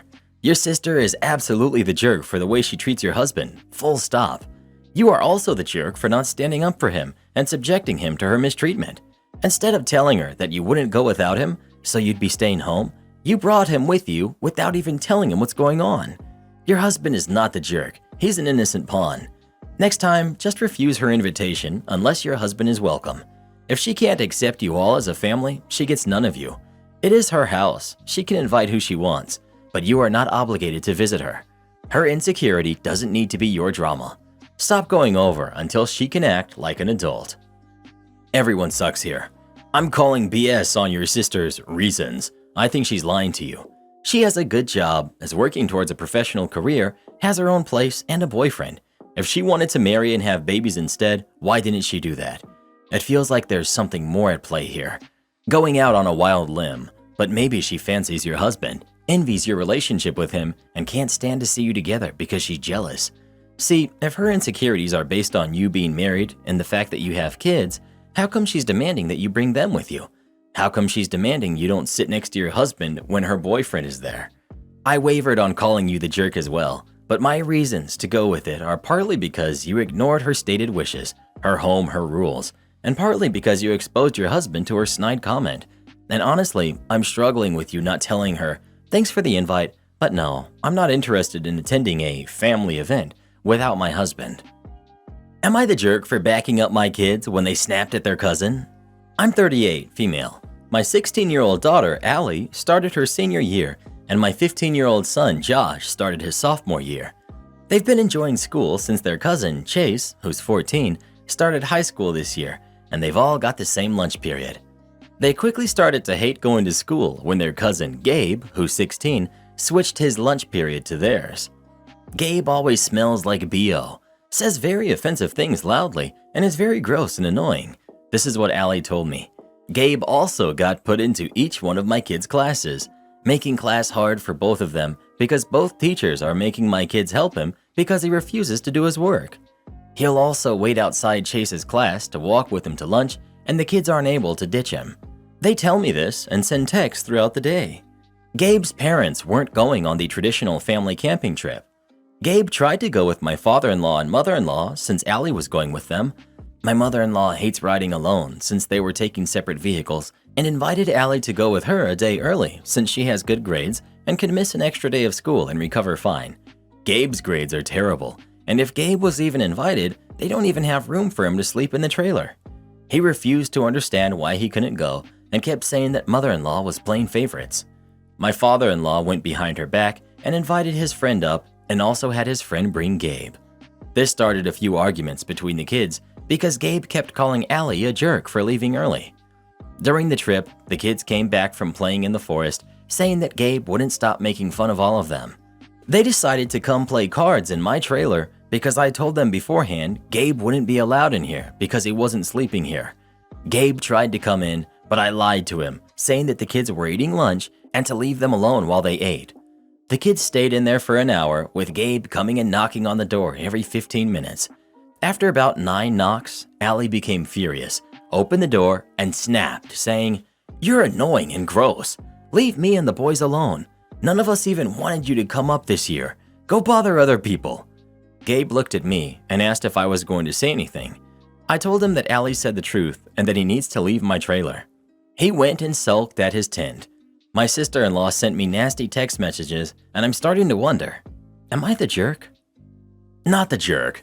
This kid is a bully, and it's probably because of bad parenting. It's not your job to manage him or the type of relationship he chooses to foster between himself and your kids. It's also important your kids learn to stand up for themselves. Could they have been a little bit nicer about it? Probably. But it sounds like this kid has been horrible to them for a while now, and an individual can only take so much BS before snapping. It's not their responsibility to drop their own boundaries to make him feel better about his bad behavior. He's just lucky it happened on a private family trip and not at school in front of his peers. A couple of things here. You shouldn't be allowing kids to bully or talk smack to each other like that, regardless if it's true. You should be talking to the parents about why their kid has BO. You should be talking to the parents about why their kid has BO. You should be talking to the parents about why their kid has BO and is constantly annoying people. Even if you want Gabe to leave them alone, you simply tell him that kindly. Gabe, go find something to do. Allie and the boys are playing. If Chase is well-rounded and his older brother is a mess, then talk to the parents. As far as the school stuff, I'd be having a conference with the teachers that your kids claim are making them help Gabe. Just because they're related doesn't mean they have a responsibility to his schooling. I say talk to the teacher, because regardless of how well-mannered your kids may be, kids still exaggerate. But if the teacher does indeed say they are doing that, you put a stop to it. I'd actually insist all of the kids sit separately. Either way, get a handle on school and don't encourage kids to talk smack to each other. Find solutions that don't bully a 16-year-old. Sometimes bullies need a taste of their own medicine. Well, what do you think? Is OP the jerk for the way that they handled the situation or not? Please let us know. OP didn't do anything wrong. Gabe needs to learn that once he gets out in the real world, nobody's gonna like him if he acts like that. And I really hope he decides to take a shower. Am I the jerk for not telling my boyfriend about my promotion after he stole my previous one? Me and my boyfriend worked together at our part-time job. That's how we met. My boyfriend is very traditional, and he likes to be the one who makes all the money in the relationship, which I personally don't really mind. However, that doesn't mean I don't want to not try to be successful. When we both started, we both worked at the lowest position, making $11 an hour. Around maybe 7 months later, my manager asked me if I wanted to move up to a new position where I would be making $13 an hour, which of course I said yes to. My boyfriend was happy for me, but he seemed to be more concerned about asking our manager if he could move up too. I didn't really care then, since I knew my manager was looking for lots of people to fill those empty positions. A few months after that, a position opened up higher up, and my manager asked me if I would want to take that position. I would be making $16 an hour, and of course, I said I would love to. However, something personal happened, which I won't go into detail about, but basically, I just had to wait about a month until I could start in that new position. My manager said he could almost guarantee the position would still be mine, so I have nothing to worry about. I told my boyfriend about the news, and yet again, he was happy for me. A few days later, he said he asked our manager if he could move up too, which I guess our manager said yes to. He didn't tell me about this until the position was already his. What my boyfriend didn't know was that there was only one position open. I hate to word it this way, but basically, my boyfriend stole my promotion from me. After that, I had to wait around 9 months for another position to open up.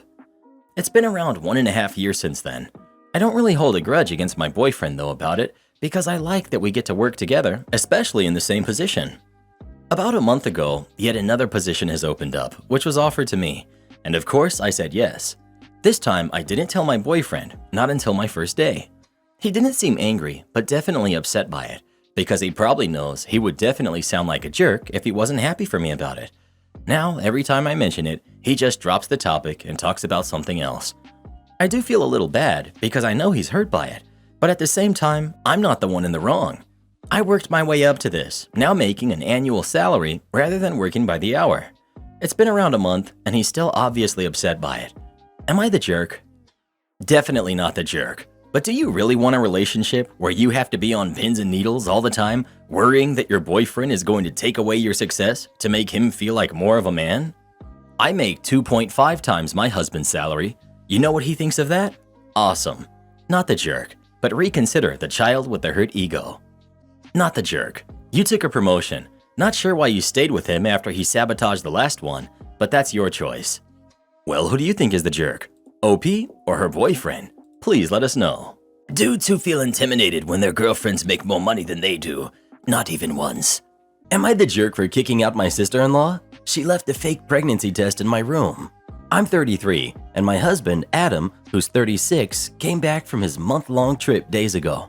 My in-laws live states away, and my sister-in-law, who's 20, was staying with me since she got kicked out of her dorm. Adam and I got back from the airport at 7 p.m., and my family came to visit.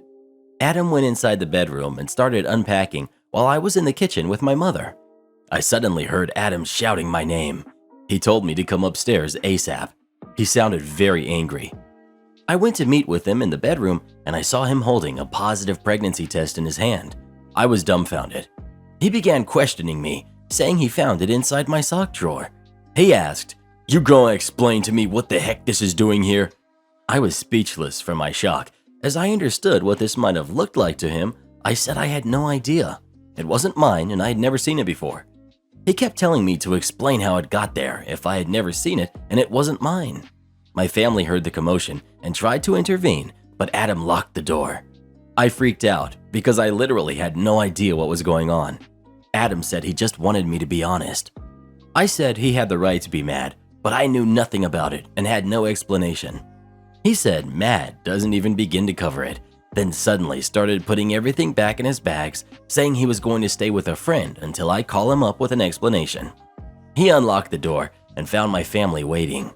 His sister showed up, asking what was going on, then started laughing, asking, "So, was it really positive or not?" I was stunned as she proceeded to say she planted the pregnancy test in the drawer as a prank and that everyone should calm down. She was like, "Bruh, chill. Have you ever heard of fake pregnancy tests? They're pretty telling." I was livid. I screamed at her, asking how she thought this was funny and that it was okay to humiliate me in front of my family. She tried to justify it, saying it was her boyfriend's, who has ASPD by the way, idea to bring laughter to the atmosphere, but I told her she was no longer welcome at my home after what she did. Adam took a seat to calm down, watching us argue as my mom got involved, asking me to take it easy. I insisted that my sister-in-law pack and leave right then, and she started crying and apologizing, saying she had nowhere to go, begging Adam to do something, but he didn't. I called her an Uber and had her leave. Mother-in-law heard and started calling me, shaming me for kicking out her daughter like that. I told her what her daughter did, and she still said my reaction was over the top, as her daughter is being naive and as a kid acting recklessly. She said we're her family and I should consider taking her back, but I said I won't. Edit. I too was confused by Adam's reaction and have a feeling he was in on the prank too, based on how serious he was being. Mom thought the same thing, and I wouldn't be surprised since A, he remained quiet when I argued with his sister, and B, he always does pranks with her and sees nothing wrong with her behavior. He actually thinks she's funny. I don't know if I'll ever be sure about him taking part in her pranks. Edit. Adam and I struggle with infertility on his side because of his health issues, so that added to my anger since it seemed like his sister was being cruel and insensitive. Who do you agree with? OP or sister-in-law? Please let us know. I'd call up those in-laws and tell them why don't they take her in. My coworker brings her dog to work. She was asked to stop after a few incidents, so she wrote us a crazy 4-page memo. I live in a small town and started working as a night auditor in a hotel a few months back. I rarely ever interact with other employees, let alone the guests. I enjoy it. Lots of time to read and mess around on Reddit. Recently, due to several wildfires and the mandatory evacuations they've created, we've had an influx of long-stay guests who have lost their homes. We also have several fire crews in-house, which has been fun. No sarcasm there, they're great. The issue, however, is this. The other night auditor brings her dog to work. It is not a service animal. While the hotel is pet-friendly, she's been asked to stop bringing her pet in with her. She has ignored these requests. Recently, we've been getting complaints. Her dog has chased people through the building, attempted to bite guests, attack them, and fight other dogs. In response to these complaints, she started locking her dog in the guest dining area and kitchen. Her dog has been going to the bathroom in the kitchen, which is an issue. When our bosses finally put the boot down and told her no more pets, she wrote a 4-page memo about the issue. Short version, she admitted that her dog had done everything stated above, but the reason people were complaining was because of the Illuminati's plot against her and her pet. I wish I was kidding. Here's the memo, in all of its glory. I've redacted identifying names, including the dog's name. Communication post, September 8, 2022. At this time, it would be best practice to leave all employee pets at home due to several complaints and concerns from guests. While we understand that we know and love the pets of staff members, we cannot possibly tolerate pets being aggressive to guests. September 16, 2022. Dear staff, this letter is in response to the comments above, which was posted in the communication log on September 8th. If you have any comments, please feel free to post them at the bottom of this letter. A bit of background about my dog, my canine companion. She is 1 year old and has been with me at this hotel since she was 8 weeks old. Together, she and I are the night auditors. It's worked out well because she stays awake with me during the shift and we both sleep during the day. She likes all of the front desk staff and gets excited when it's time to come to work so she can greet them and begin her shift. So far, she likes this person and this person the best, possibly because they've made her feel welcome and they're kind to her. Many of the guests also like her, and she has received many compliments from them. She has gone through various stages of development and growth, and presently she's at the stage of finding her voice and honing her socialization skills in a public setting. She and I eat a plant-based diet to teach her non-violence and harmlessness. Her food is scientifically fortified, which I have to purchase online from a specialty company in order for her to take in all of the necessary nutrients to keep her strong and healthy in body, mind, and spirit. I take her training seriously, and the ultimate goal is for her to be peaceful, calm, socialized, and comfortable with all. So far, she sees the hotel as her house and is presently working on understanding that it's okay that other people besides the staff members may come and go through the front door. She barks to announce the arrival of people she doesn't know, and therefore I keep her gated, behind the desk when guests are circulating about. She does not bark behind the desk. In time, I feel she will relax more and more. When everyone has gone to sleep and it's quiet in the hotel, I allow her to play with her toys in the lobby area, and she likes to follow me into the laundry room, etc., while I go about my cleaning duties. Her socialization training is something we diligently work on, and there's still room for improvement in this area. The other night, Redacted informed me that 2 guests approached her on September 8th and yelled at her about something. Apparently, the guests stated that my dog barked at them. It's possible that my dog barked at them, as stated. However, I can't recall who this is or verify this because neither of these people approached me about the issue or came to the desk to speak with me directly. I apologize again for this, as I know it doesn't feel good to be on the receiving end of a complaint or when someone unloads on us. It was also brought to my attention from a different staff member that the man named Redacted, who stayed with us on August 31st, complained to the front desk that my dog barked at him and chased him down the hall. This I can verify to be true. It was after hours, quiet in the hotel, and she was following me around while I cleaned. Mr. Redacted unexpectedly walked down the hall and it startled her, but she also chased after him as he walked away and expressed her disapproval of him. I redirected her immediately and apologized on her behalf. Gee, maybe this is why you shouldn't have your dog with you at work. A bit later, the lobby and the hotel were quiet again. No one was around, and so I allowed her to play with her toys in the lobby area. It goes without saying that the lobby is a public area, and the guests should always feel comfortable coming and going as they like, but Mr. Redacted was making his presence known deliberately to rouse my dog and walked through the lobby several times in the wee hours of the morning to go smoke in front of the building. I finally realized that he was doing this purposely to harass her, and I put her in the other room with the door shut. His response was to yell at her, and the following morning he reported the incident to the front desk and was rewarded a free night's stay at the hotel due to his complaint. Adding here that Mr. Redacted was charged a cleaning fee due to housekeeping finding towels and sheets that were filthy and everything had to be thrown away. He's a troubled man, and while we can hold compassion for him, I don't recommend he be allowed back at this hotel. As stated above, there is room for improvement with my dog's socialization skills, which she and I are dedicated towards making her a success. It is important that she behaves properly and like a nice young lady while she is here. She's a loving, funny, and loyal little being, and it is a blessing that she is here on planet Earth. She's helped me to tolerate the grave shift hours too, with her excellent company and companionship she provides. I'm now going to explain something that may seem strange, but it is necessary to add this because it is the truth and it relates to what happened with the complaints against my dog. Some of you are already aware that my second job is light working. I am a light worker for Planetary Ascension. Recently, I completed some work to shine light upon the reptilian negative alien races who are present on this Earth plane and who are behind organized crime. The reptilians have demonstrated vicious behaviors, and they are very dangerous towards humans and animals. This information about their presence has been kept from mainstream society. However, things are heating up planet-wide, and a full disclosure event will be taking place in the near future. I've studied these alien races since 2015, and I am acutely familiar with their attacks against those of us who stand up for the light and shine light upon their darkness. The recent complaint against my dog was a deliberate and planned attack against me. The reptilians targeted my dog and used the situation to get back at me, to retaliate because of my recent work in calling out their crimes. My contact with the authorities was on the same day, August 31st, that Mr. Redacted made his appearance, and the other 2 complaints came afterwards for 3 in a row.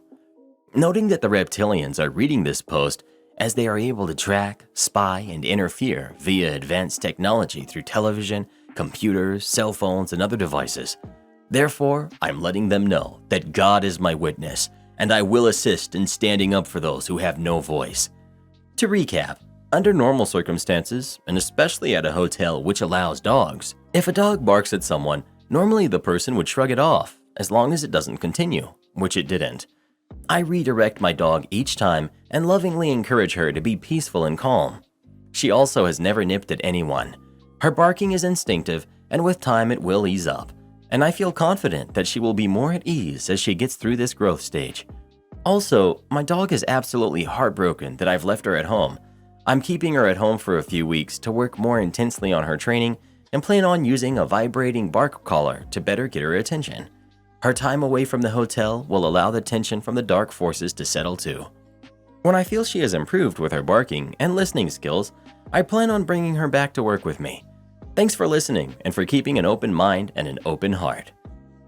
Well, I guess now is as good a time as any to tell you all that I am Karen Akatosh of the Galactic Federation of Light, sent here by the Ashtar Command from the Pleiadian system. I am here to spread love and light and to fight the Draconian... Karen, Yes? shut up. Karen just drops off her baby at my apartment and demands that I babysit for her. I, female 24, am an aunt to my 1-year-old niece, Ava. My sister and brother-in-law live close to me, so I babysit for them sometimes. They don't pay me, but I'm happy to do it anyway. On Friday was their anniversary, and they asked me 3 weeks in advance if I could babysit.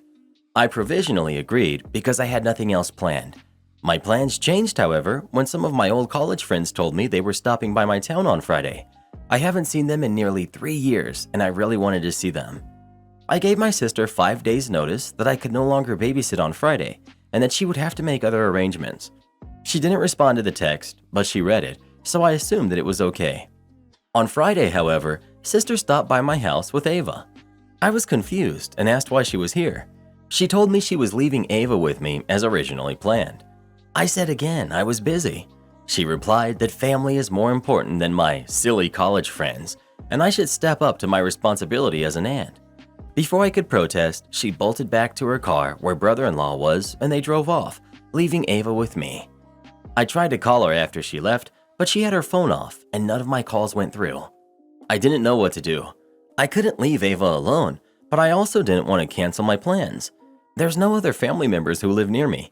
However, I do have a friend, Jade, who lives near. She's good with kids and does babysitting as a side hustle. I called her and explained the situation, even offering to pay her to look after Ava, but she was understanding and said she'd do it for free. I thanked her profusely and dropped Ava off. I texted my sister to say I had left Ava with Jade and to collect her from her house. It's relevant to the story that neither sister nor Ava know Jade personally. My sister didn't respond immediately, but after about 2 hours, she started spamming my phone. I turned my phone off as I was already out by that point anyway. They picked up Ava later that evening and she was perfectly happy. However, my sister and brother-in-law are furious at me for dumping Ava with a stranger, even though they know Jade is a trusted friend of mine. They accused me of endangering my own niece. Many other family members have sided with them, and I've been getting angry texts all weekend. I really don't know what to think. I feel like I acted as best I could given the circumstances. Am I the jerk? Not the jerk. Yes, your sister asked you 3 weeks in advance, but 5 days is plenty of warning that you wanted to change plans. The fact she didn't call you back or try to negotiate with you and just drop your niece off and ran isn't funny or cute. She's the parent, and her kid is her and her husband's responsibility, not yours. Welcome to parenthood. She seems to be confused on this point. You don't owe her free babysitting at all. Her antics of drop and dash and then using other family as flying monkeys to guilt trip you are childish, selfish, and disrespectful. So for the foreseeable future, no matter what, when she asks you to babysit, tell her no. Make her reach out to other mommy friends, get into a babysitter group, or her husband's family or friends can step up. Only offer to take your niece when you want to see her at your convenience, or be available as a sitter in a true emergency, like a hospital or funeral home is involved. But other than that, she needs boundaries and consequences for her crap. Give them to her. Well, who do you think is the jerk? OP or her sister? Please let us know. Sometimes entitled parents need to learn the hard way. If an entitled parent is furious with you over a decision you made, you probably did the right thing. Absolutely no overtime. Sure thing, boss. I work for a very large corporation in the IT department. I worked my way up from first level support to the back office team, aka escalation team, like second level but slightly above them. I essentially fix business critical issues that are escalated up from first level to second level. On the back office team, we are a team of 6, and we all have certain areas we specialize in, but are cross-trained in all areas to help cover when people go on vacations or call in sick. My area of expertise is the network team, and another area that I cannot say or it will give away the company I work for. But to put this in perspective, the company I work for owns several hundred retail locations from coast to coast in the USA. Because we are in the last fiscal quarter of the year, the budget is tightening. Not because the company is low on money, but because all of upper management wants to stay within a certain range so they can get their bonuses for saving the company money. So a very strict no overtime policy is implemented. At first, I didn't think much of this because I preferred to work my 40 hours a week and spend time with my family. But there was a particular incident this past Friday that fueled my malicious compliance on Saturday. As I said before, there are 6 of us in the back office team. But on Friday, we had one guy off on paid time off and a couple of call-ins, which left just myself and another guy working. We will call him Matt. Matt worked the opening shift, and I worked a later evening and closing shift to cover the West Coast. Because it was just the 2 of us, we were pretty busy. As the day wore on and closer to Matt's quitting time, we were slammed. We had 4 locations where their network had gone down, and I was dealing with 2 techs on site I was trying to guide to set up new equipment. When 5 p.m. hit, Matt had asked management if he could stay an extra 30 minutes to help me out. Management gave a very quick and hard no and reminded us of the no overtime policy. So Matt had to leave at his scheduled time and leave me with a huge mess to try and fix. I worked the rest of the night on back-to-back issues, and I was able to get them sorted out before it was my quitting time. But I had to work through my break. That is when I decided I would not overextend myself and will follow the new policy. The next day is when the malicious compliance started. I was working the Saturday shift, and since Saturdays are slower, just 2 of us are scheduled. Well, on this particular Saturday, the guy I was supposed to work with called in, and because no overtime was allowed, they couldn't call in another person to help me out. As the day wore on, I was increasingly busy being the only back office person working. The last hour of my shift, something broke on the server side, and dozens of stores were not able to perform transactions or take credit card payments. I worked hard to resolve it, but the end of my shift was nearing. Cue malicious compliance. The end of my shift hit, and I had made 0 strides in fixing the issue. But because we were on a strict no overtime policy, I clocked out and left, leaving dozens of stores down and unable to make money. I forwarded the information to the on-call supervisor, but they rarely check anything over the weekend, so the issue went untouched until Sunday afternoon when management finally saw my reports and emails from Saturday afternoon. The company lost countless dollars in sales, probably in the 6-figure range at least. My phone was blowing up all day Sunday as management tried to get further details from me. But because of the no overtime policy, I could not answer my phone, as that would require me to log hours and that would be overtime. So I did not speak with management until today. When asked why I left work without fixing the issue, I simply showed them the no overtime policy emails they've sent out every week for the past few weeks. They quietly dismissed me back to work, knowing they had messed up and caused this. A few hours of overtime cost the company hundreds of thousands of dollars. Am I the jerk for sending the police to the airport to retrieve my mom's jewelry? My husband, who's 33, adores his mom. He's the only child in the family and they're very close. He'd buy her expensive gifts for her birthdays, but this year he's been stressing out about finding a proper gift for her. Since he's been unemployed for 6 months now, he brought up the jewelry set my mom gave me and asked if I was willing to give it away so he could use it as a gift for his mom's birthday. I said no and thought that his request was strange. He pointed out how many other things I have for mom, which is true, but the jewelry set wasn't something I was willing to give away, especially not to his mom. He got upset and pitched a fit and kept begging me to give it to him, even offered to buy it off of me, but he has no money, so he suddenly stopped bringing it up. On the day of his trip to go visit his mom and attend her birthday, after he left the house, I found a small note that he wrote mentioning he took the jewelry set with him and telling me to not panic or do anything stupid and that we would talk about it when he gets back. I was furious, but I felt hopeless. I thought I was never going to see the set again. I called his phone, but he turned it off after hanging up on me. I called my older cousin who works at the local police station and told him what had happened. He suggested that I make a report so he could help me retrieve it. He then sent police patrol to the airport where my husband was, and he was taken in and his ticket canceled. I got the set back and he was eventually let go, but when he got home, all heck broke loose and he started losing it on me, yelling about my cousin, calling him a stuck-up jerk, saying we both were horrible and out of line and that I know my cousin hates him and gave him an opportunity to humiliate him. He then yelled about how he missed his mom's birthday and had his trip ruined just because I hate his mom this much. I don't hate her, but I don't want my stuff given away on my behalf. He was livid to the point where he went to stay with his buddy for 2 days without answering any of my calls. I'm seriously having regrets about it, but what was I supposed to do after he took my jewelry set and had me thinking that I may never see it again? Getting my cousin involved might also have just worsened his relationship with my husband since they have never been on good terms to begin with. Am I the jerk for involving the police as a way to get the set back? Not the jerk. I know it gets tossed around a lot here, but this is actually divorce-worthy for your own financial, emotional, and physical protection. He obviously loves his mom more than he loves her. When he lies and steals from her, then gets mad at her when he gets stopped. What a jerk. Have him move back in with his mommy. This will never stop.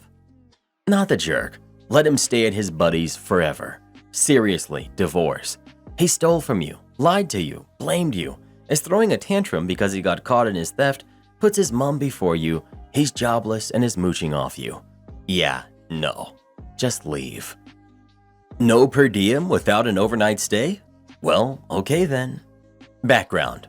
Worked for this company over 20 years, all of it in a senior IT position. It's a manufacturing company. Our products are shown in a trade show twice a year. Due to our using lots of tech toys to demo the products, IT has to go to the show space early to set up, fine-tune, etc. And after the customer part of the show is over, about 4 days of that, we have to stay behind and take it all apart, etc. A senior member of IT, me, has to go early each day to set up the space, turn on all the techie stuff, make coffee, and in general, get everything ready for the sales teams to come in for their 7 a.m. meetings. This also means staying in the space until everyone is left and shut it all down and lock up. The trade show is within driving distance of my house, important for later. But due to having to be there at the crack of dawn to open up sales to have meetings at 7 a.m., I have to get up hours earlier than I normally would. Again, important. Company policy, almost verbatim here. If you have to travel outside of your normal territory and leave your house more than 1 hour before your normal time and arrive back home more than an hour after your normal time, then you are allowed a meal per diem. So for 20 years, twice a year, I've been turning in my mileage and daily per diem for meals for 7 or 8 days and getting reimbursed without a word being said. Until 2 years ago. 2 days after I turn in my expenses, I get a call. Sorry, but have to deny all your meals because you don't have an overnight stay. What? I've been doing this for 20 years and never had a problem. When did this change and why wasn't I told in advance? Sorry, just doing what the VP of HR told me. Okay.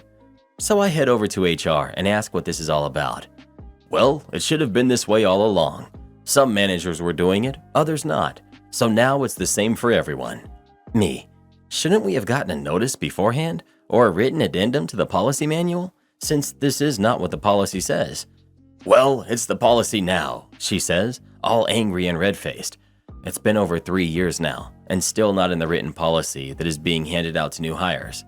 Well, alrighty then. Cue the malicious compliance. Our travel coordinator is not an employee, but a contractor that gets paid on commission, so spending more means more money for her. And she does not talk to the HR other than to get what the rules are. She also approves our expenses based on what the rules are. As long as we are within the rules, automatic approval, and I get the reimbursement by direct deposit within a few days. A month later, I have to visit a customer's location, 2-hour drive from my house. I have about 4 hours of work to do.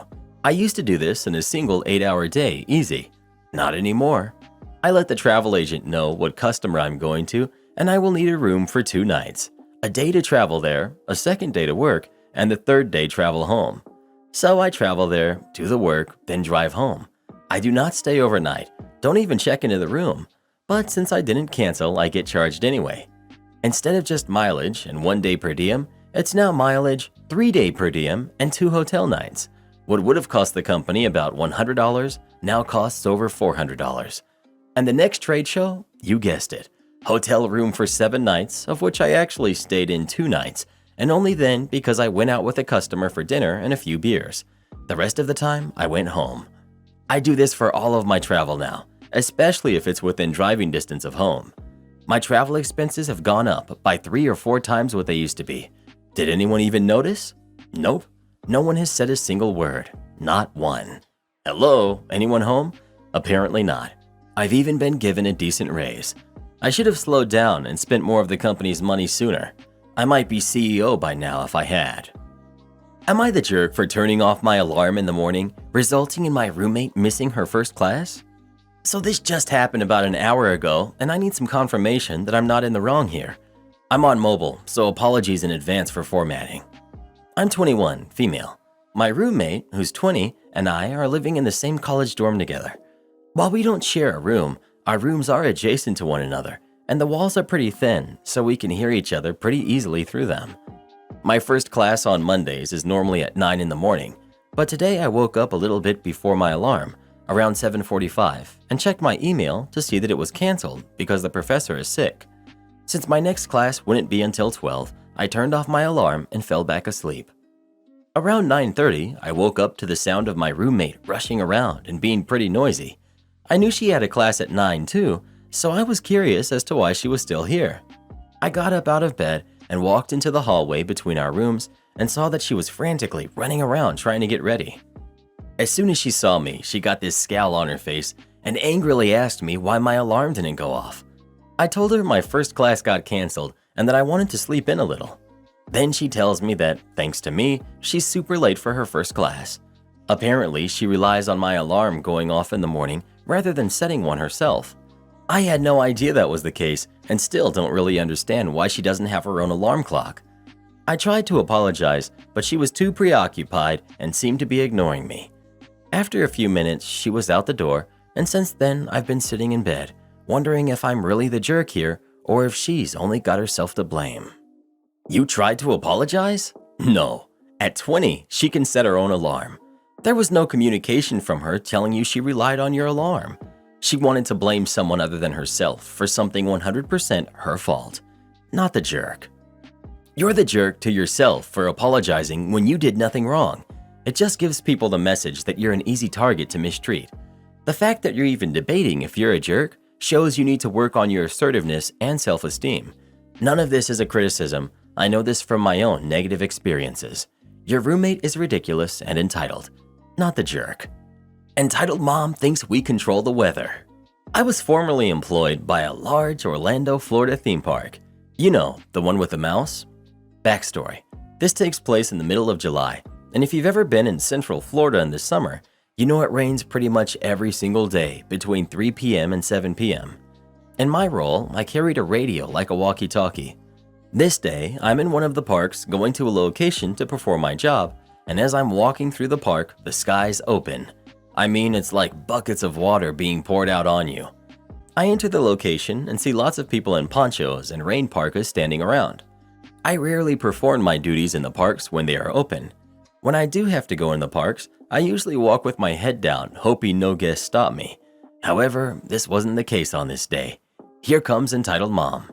She walks up to me, madder than a hornet. She stands in front of me, huffing and puffing, and demands to know when the rain is going to stop. This is how the exchange took place. Entitled mom. Sir? When is the rain going to stop? My kids would like to enjoy the theme park. Me. Ma'am, I can't be certain, but there are storms usually in this area every day. You are ruining my kids' vacation.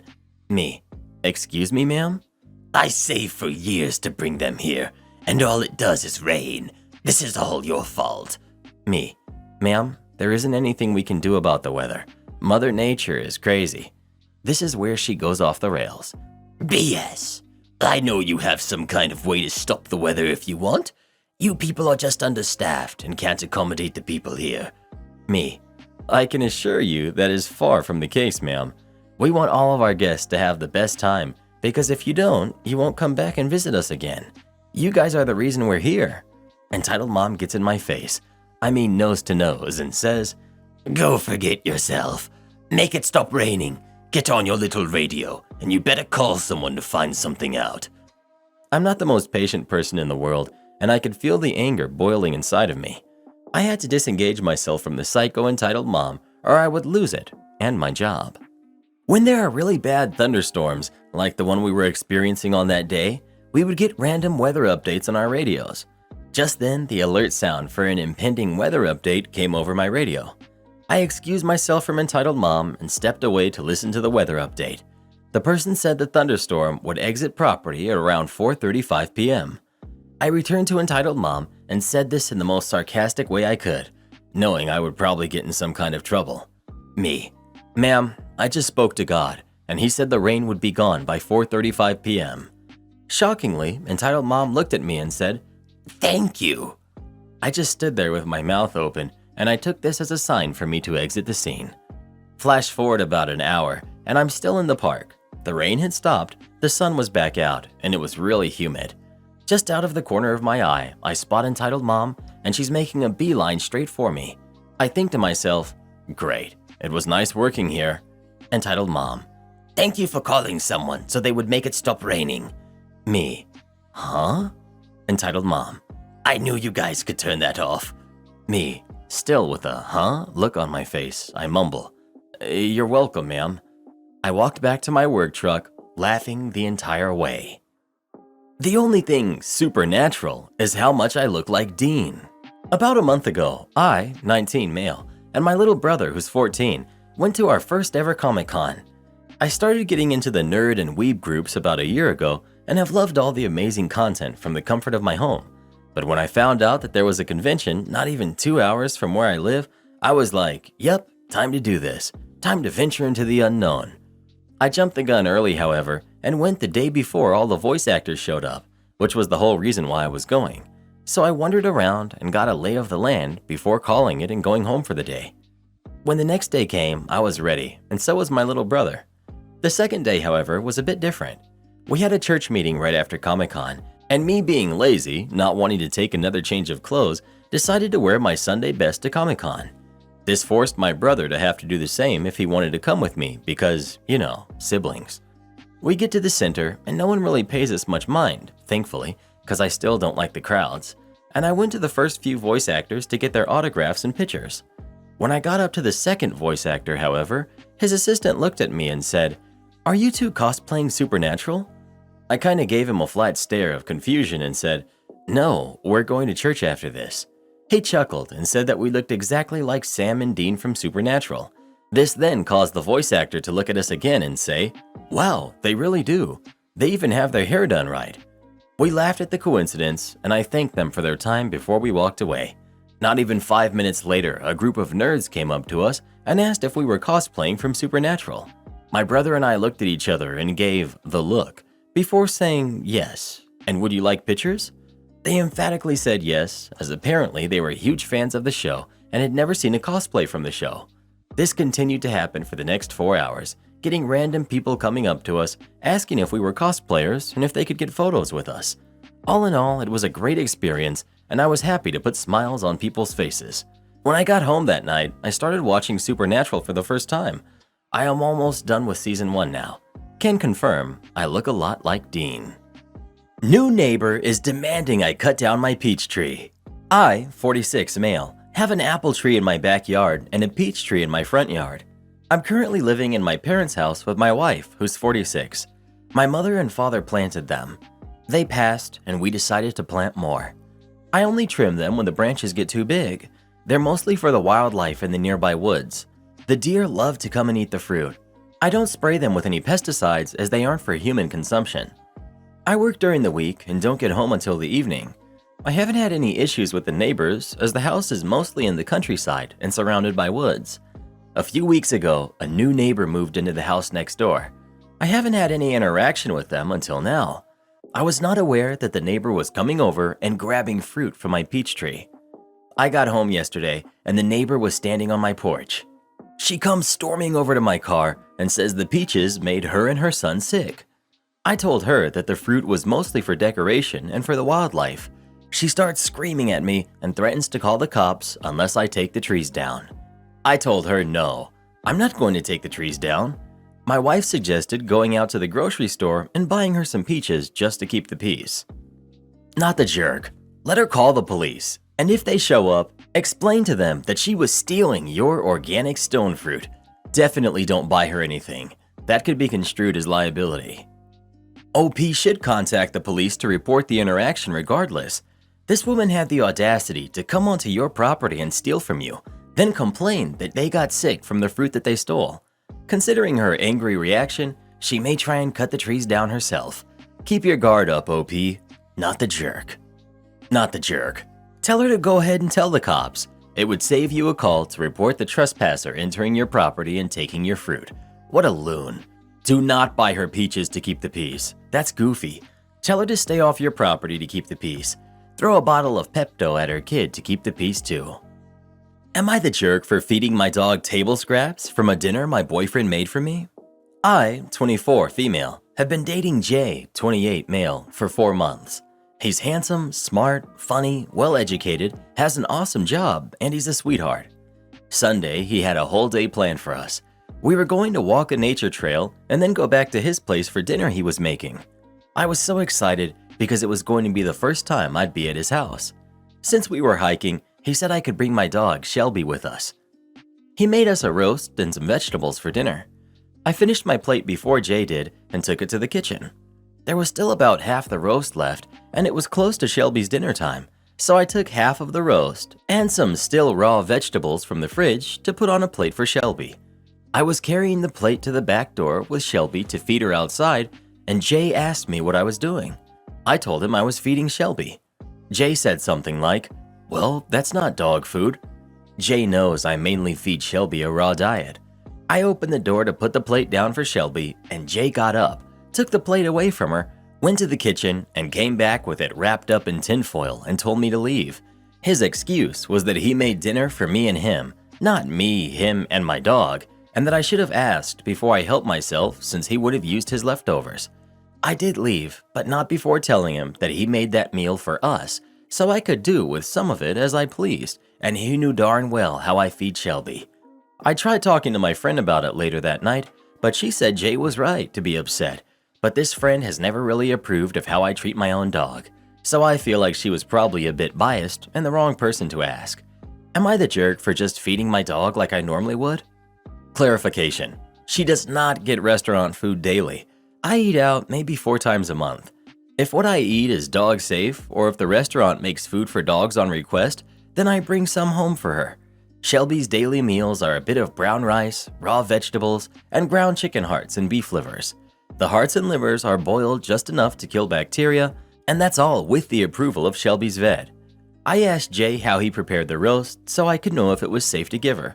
That's also why I got her fresh, unused vegetables from the fridge.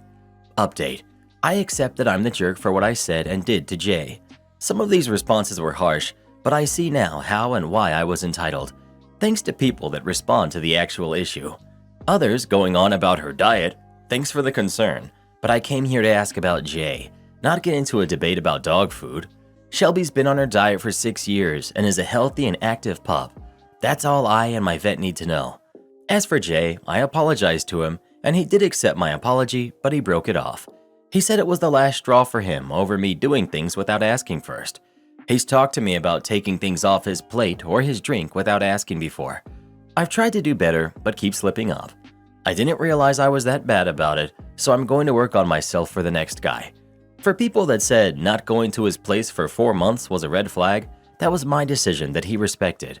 I don't want to go to someone's house or let them know where I live within the first few months of dating and getting to know each other. Yes, you're the jerk. Your now ex-boyfriend made a special meal for you. You took a large hunk of that special meal and gave it to your dog. Not only that, but you did so knowing it would upset him. You should have brought dog food to feed Shelby. You should not have fed Shelby with people food, and you should particularly not have fed your dog with the special dinner your now ex-boyfriend had prepared for you. It is wholly irrelevant that Jay knows you mainly feed Shelby a raw diet. Edit. Also, the title of your post is misleading. Table scraps are what's left over on your plate after you finish eating. They are not a quarter of the roast your boyfriend prepared. You're the jerk. A quarter of a roast is not table scraps. How is the fact that you mainly feed your dog a raw diet at all relevant? Also, holy entitlement, Batman. Add, "You made the dinner for me, so I can do with it as I please." By that logic, it would have been perfectly acceptable to flush it down the toilet. Well, who do you think is the jerk? OP or her ex-boyfriend? Please let us know. Some people just have no social awareness whatsoever. My former crush married my brother and thought I'd be okay with it. I, 25 male, used to have the biggest crush on my childhood friend, Emily, who's 26 female. As a teen, I wasn't very assertive and a little awkward, so I never made a move and just hoped that one day Emily would realize that I was the guy for her. The only person who I openly admitted my crush, although it was kind of obvious, to was my brother, Liam, 28 male. He was much more assertive and confident than I was, and had plenty of girlfriends, so I went to him for advice about Emily. Given the situation at the time, you can imagine my surprise when I caught Liam and Emily hooking up. I know that she technically was never my girlfriend, but it still sucked and I did feel betrayed. Turns out they hooked up at a party once and liked the encounter so much that they kept meeting up to do this when no one else was around. I felt completely sick and basically just distanced myself from Emily after that, which could be really awkward because we had a lot of classes together and we had the same shift at the part-time job we had, a job that Emily frequently depended on me to give her rides to. I just wanted to remove Emily from my life completely, but during the summer of our senior year, she and Liam sat me and my parents down and explained that Emily had gotten pregnant and they were planning on keeping the baby. My parents weren't happy, while I just got up and locked myself in my room. All I could think was, well, crap, now she's never going to go away. I purposefully transferred to an out-of-state college so I wouldn't be home as much and lied about getting stuck in traffic when I missed Emily and Liam's wedding, and I showed no interest in my niece, Daisy, who's 8, although I still make the effort to be polite when I'm around them. Recently, Emily's father passed, and she's really going through it because despite him not being around, she always desired a relationship. When we were kids, I remember all those times I was a shoulder for Emily to cry on whenever she felt sad about her dad, and I guess she was longing for that type of comfort from me and kept reaching out. One day I relented and I let her vent, but I maintained a silent and formal demeanor on the matter. After spending about an hour crying, I offered Emily some water, and then she asked me why I was being so cold, how I know how much she needed a friend right now. I calmly yet firmly told her that we were just kids then, and that if she wants that level of emotional intimacy, then she needs to go to my brother, her husband, because I stopped being her comfort person a long time ago. Emily cried even more, left, and has managed to send Liam, my parents, Emily's mom, and from mutual friends to call me up and tell me I'm heartless and sad for being so spiteful. I can honestly say that I am now over Emily, but that doesn't mean I'm willing to be as close to her as I used to. So, am I the jerk? ETA. Had to step away, and after looking at the comments and DMs, I just wanted to be clear about some things. 1. Did I exhibit some nice guy traits as a teenager? Yes. As an adult, I now realize that Emily doesn't owe me a romantic relationship. 2. I was more angry at my brother than I was at Emily, because, he was my brother and he knew. 3. I don't see how me not taking an active role in the life of a kid that I didn't make is me punishing someone. I say hello and I give gifts on Christmas and holidays. 4. Again, Emily is married, so I find it odd that she would seek out someone who isn't her husband for emotional support. 5. Yes, I did give my condolences when I found out about Emily's father because it was the polite thing to do. Then she started trying to call me to talk about it. 6. Emily and I haven't had meaningful contact since high school, partly because she was busy getting ready to be a mom, and I was hurt and trying to get over her. 7. No, Liam and I aren't close anymore either. ETA 2. 1. Yes, I have a girlfriend, and from what I can tell, we're both very happy. 2. Yes, my girlfriend knows about my former crush on Emily. 3. Also, in spite of everything, I did learn to be more forthcoming with my feelings, which is why I told Emily that I can't be her comfort person. Although I will admit that there could have been a better way and better timing to communicate that. You had a crush in high school on a girl, but never asked her out. Somebody else did, and she married them. It's a decade later, and you still ignore her kid, who is literally your niece, because you're salty about it. Dude, this isn't healthy. Please get help. I have to put you're the jerk, but this is beyond am I the jerk. You've spent 9 years being so bitter. That's really sad for you. I don't think you're the jerk for telling Emily you can't be that person for her, but you're definitely the jerk for spending so much time being angry and obstinate. Don't spend the rest of your life like this. It will only bring more of the same. When she came to you, she came to someone who she thought she could rely on, and you went, "Go to the guy that actually wants you." That's really immature. Edit 2. Replying to OP's edit. I mean, it really shows he still has some growing to do. I mean, he only said condolences because it was the polite thing to do. Dude, she's your sister-in-law and was your childhood friend that did nothing to you. How cruel. Big nice guy energy here. You literally friend-zoned her, since by your own words, you only kept being her friend because you were waiting for her to fall for you. She fell for your brother instead, and you got bitter about it because she suddenly was damaged goods to the point you don't even want a relationship with your niece. She never knew how you felt. Even your brother probably thought it was just a childhood crush. Then you act like a total jerk by kicking her while she's down after practically ghosting her emotionally for 8 years. Wow, she should thank her lucky stars she got the brother and not you if you're going to behave this way. 100% you're the jerk and you need therapy to work through this unresolved obsession. Going against the grain here, not the jerk. I've had besties and stepsisters that pulled the same crap as your brother. If she cared about your friendship that much, she wouldn't have been messing around with your brother. The fact that you had to catch on to this situation and she never told you as her bestie speaks volumes. Just because she had his kid doesn't mean the disrespect never happened, and quite frankly, you're right.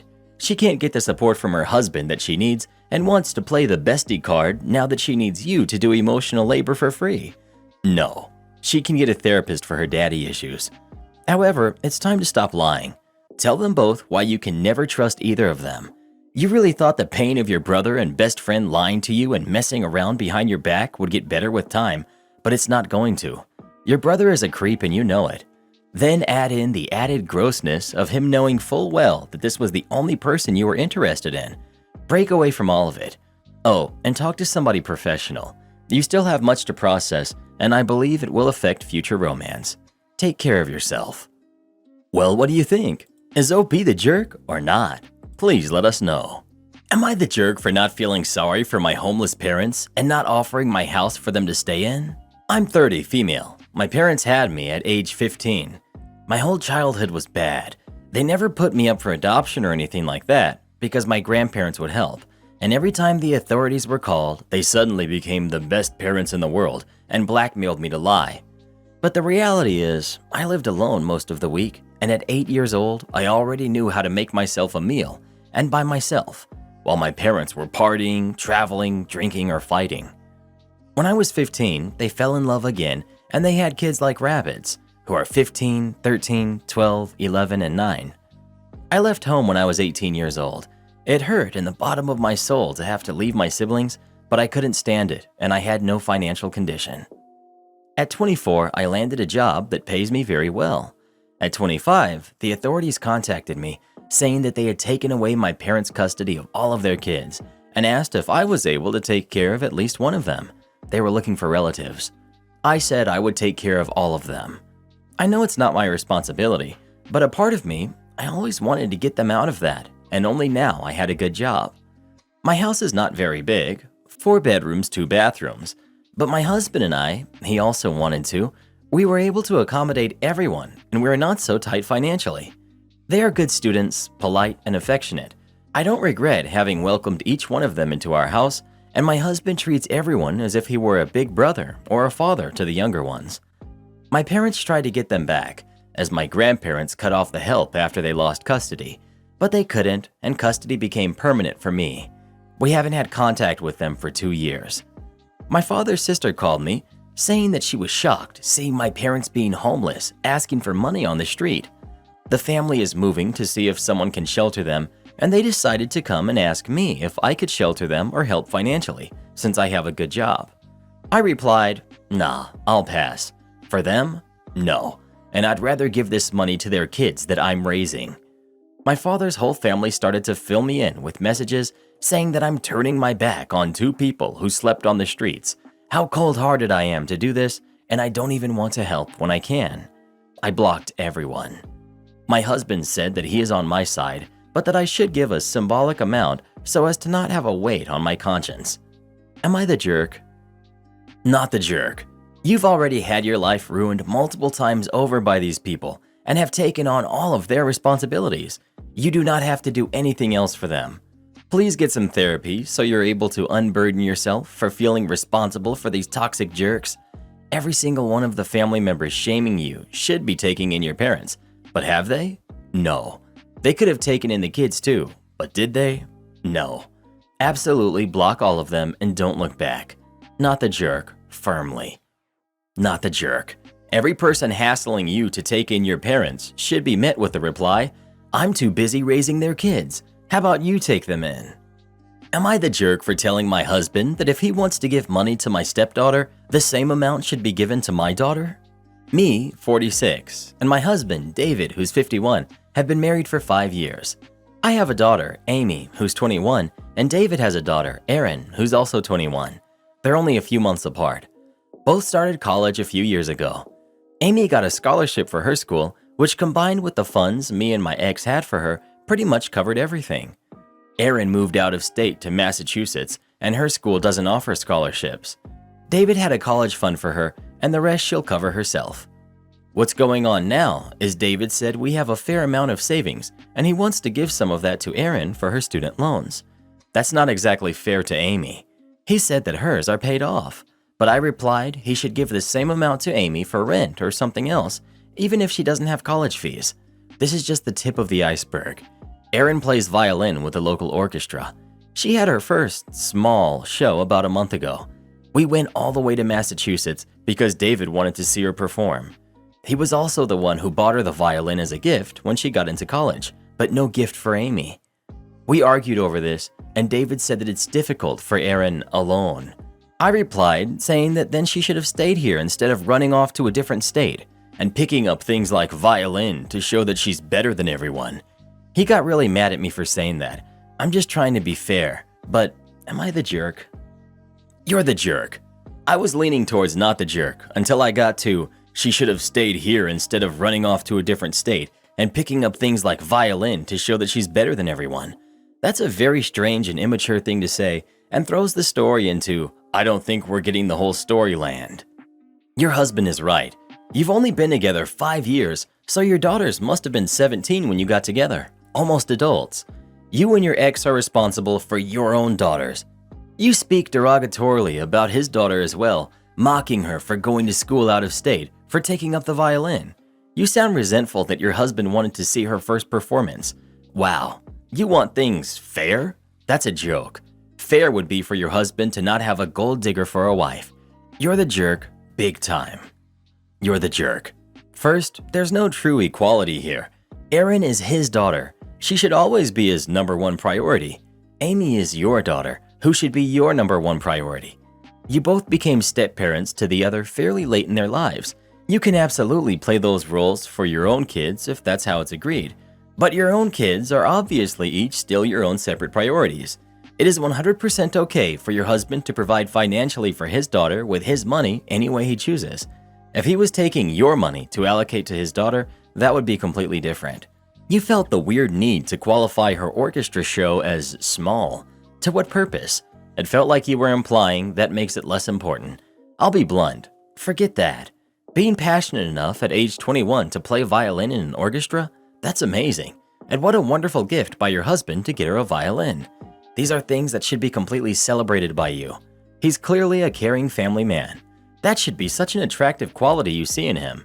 Instead, you're completely raining on their parade and making this all about you and your daughter instead. Yup, you're the jerk. Am I the jerk for telling my fiancé that he embarrassed me when he started singing the happy birthday song to his 5-year-old son at the restaurant? I, female 30, have been with my fiancé, Ned, male 36, for a year and a half. He has a 5-year-old son with his ex-girlfriend. They don't have a custody arrangement, but he has him most of the week because the mom is currently sick. His son is lovely, but I noticed that Ned takes him everywhere he goes, including places that aren't child-friendly, and we have an issue with that now, but we're working on it. His son's 5th birthday was a few days ago. Ned took us out to a restaurant to celebrate. The place was nice, and it looked a bit unfitting for the occasion because it was a somewhat expensive place. Anyways, we ordered food, then got the birthday cake, which was a surprise to me because I thought we were going to celebrate at home, so we could be free to sing and play however we wanted. I still had no issue with that until Ned started singing the happy birthday song to his son. I was stunned and I almost dropped my plate. He was singing it at the top of his lungs, not even looking around or paying attention to how many people were staring at us awkwardly. I felt so embarrassed, I kept whispering for him to stop, but he ignored me. Of course, my future stepson was hyped and a little too active, which isn't good when we're at a public place. I expected the staff, the manager, anyone to get involved and stop him, but no one did. In fact, some woman came up to us and offered that she help him take a video recording. I wasn't in it at all. I froze in my seat, looking stunned and a little angry. He looked at me later, asking what was wrong. I didn't say anything except, "Thanks for finally noticing." He didn't understand what I meant, and I didn't explain till we were in the car. I flat out told him that he embarrassed me the second he started singing in the restaurant. He looked shocked, saying he didn't get why I would be embarrassed by him celebrating his son's birthday and cheering him up. I told him we could have done this at home when we'd be more comfortable and free. He took it as in I was ashamed of him and his son, but I denied it and said that it just felt awkward and embarrassing, maybe because I've never been in the situation, and also judging from the restaurant we were at. He said that his son's mom is sick and he's trying to do all he can to cheer him up, and that all families do that, and no one had an issue with that except me. Then when I tried to explain, he got mad and said he no longer felt like talking. We haven't been speaking since. It appears he's still salty about me saying what I said and insinuating that I see him and his son as an embarrassment. Am I the jerk? I think he's being too harsh with the whole ignoring me thing instead of talking it out. He gleefully sang happy birthday to his kid, whose mother is sick, while you sat there sulking in your anger. Are you applying to be an evil stepmother by any chance? You prioritize not being embarrassed over a fun moment between a father and his son. The restaurant staff didn't think it was inappropriate. It doesn't seem that you are a good match for someone with kids. You're the jerk. You're the jerk. You should not marry someone who has a 5-year-old that they love. You're going to be absolutely shocked at how often they will embarrass themselves in public to have fun with their kid. Oh, I truly hope he leaves her for the kid's sake. Also, why would she be embarrassed about something that is cute and not embarrassing at all? Ugh, you're the jerk. It's not embarrassing to sing happy birthday to a kid. It is, however, super embarrassing to look upset at a person who's singing happy birthday to their kid at the same table as you. You're the jerk. Well, who do you think is the jerk? OP or her fiance? Please let us know. When it comes to situations like this, we really need to put our personal feelings aside and just be happy for others. Nobody likes a stick in the mud. The leave loophole. Back in the mid-90s, I worked for a bank that was in the process of being taken over. The bank used to have both sick time and vacation accruals, but the new orders laughed at that and told everyone they'd be migrated to a new time bank system that would give 75% of vacation time and 25% of sick time. Also, only 40 hours of your paid time off was going to carry over to the next year, period. This upset a lot of long-term workers who had been with the company since the 70s. Loads of workers lost literal months of accrued time off because of corporate penny pinching. Up until the takeover, sick time would carry over indefinitely. So if you had a surgery or needed some other form of long-term care, you could take the time off you needed. My coworker, Mary, had been with the company since the new corporate building was opened in 1971. Mary was well past retirement age, but kept working because she liked her job, and it got her out of the house. She wasn't hurting for money either. Her husband had retired from his union job all the way back in the 80s, and his pension had them both well taken care of. But Mary also didn't like being messed around by inane corporate BS. When the change in time off was announced, Mary noticed two things about the announcement. First, the policy would go in effect the next quarter, so there were still 2 months left before the changeover. Second, they would honor sick time for any medical leave that was approved prior to the changeover date, provided the worker had enough sick time and vacation available. The next Monday, Mary filed for medical leave with HR. Her husband had fallen and broke his ankle, and the doctor required that he be in a cast for 8 weeks, with an additional 4 weeks of physical therapy. As Mary was the sole caretaker for her husband, she qualified for medical leave to provide aid for him. Coincidentally, Mary had just enough sick time and vacation to cover the leave. Funny thing is, more than a few of the ladies Mary worked with knew both Mary and her husband, who was built like a workhorse and just as stubborn. The idea that Mary needed to care for her husband was preposterous, let alone the idea that her husband would want Mary to take care of him. 3 months pass by, and Mary returns to the office to pack her belongings. It turns out that after confirming her medical leave was going to be paid out, she timed her retirement to coincide with the end of the leave. You want it all for free? About 10 years ago, I had a metal working project with 2.5-inch stainless steel tubing, and when it was done, I had several feet left. Made a walkway guardrail and some other stuff, including some large garden arches with plant shelves for my wife. The wife posts them on Facebook, and a random woman shows up wanting to borrow one for a wedding arch. We don't know her. She saw the pictures and contacted my wife about them, and my wife told her they were too big to move around, but she showed up anyway. First it's borrow, and I tell her they're too large for a pickup truck, and being stainless, they are quite heavy. Took a forklift to put them in place, and they are anchored into the ground. She says she can get someone to pick one up, then wants me to get a forklift to load it. Nope, I have to cut it loose from its anchors and re-weld it when it gets back, and I never intended to move it. I have to move large landscaping stone blocks just to get to it. She's not having any of it. She must have that arch or it will ruin her baby's wedding. Then she wants me to paint it white. The point of stainless is you don't have to paint it, ever. And it's a pain in the butt to sand, prep, prime, paint, polish stainless. And afterwards, the stainless will need the sanding scratches polished out again, which I'm not about to do. So hard no. Begging, tears, accusations of permanently damaging her daughter, and screaming.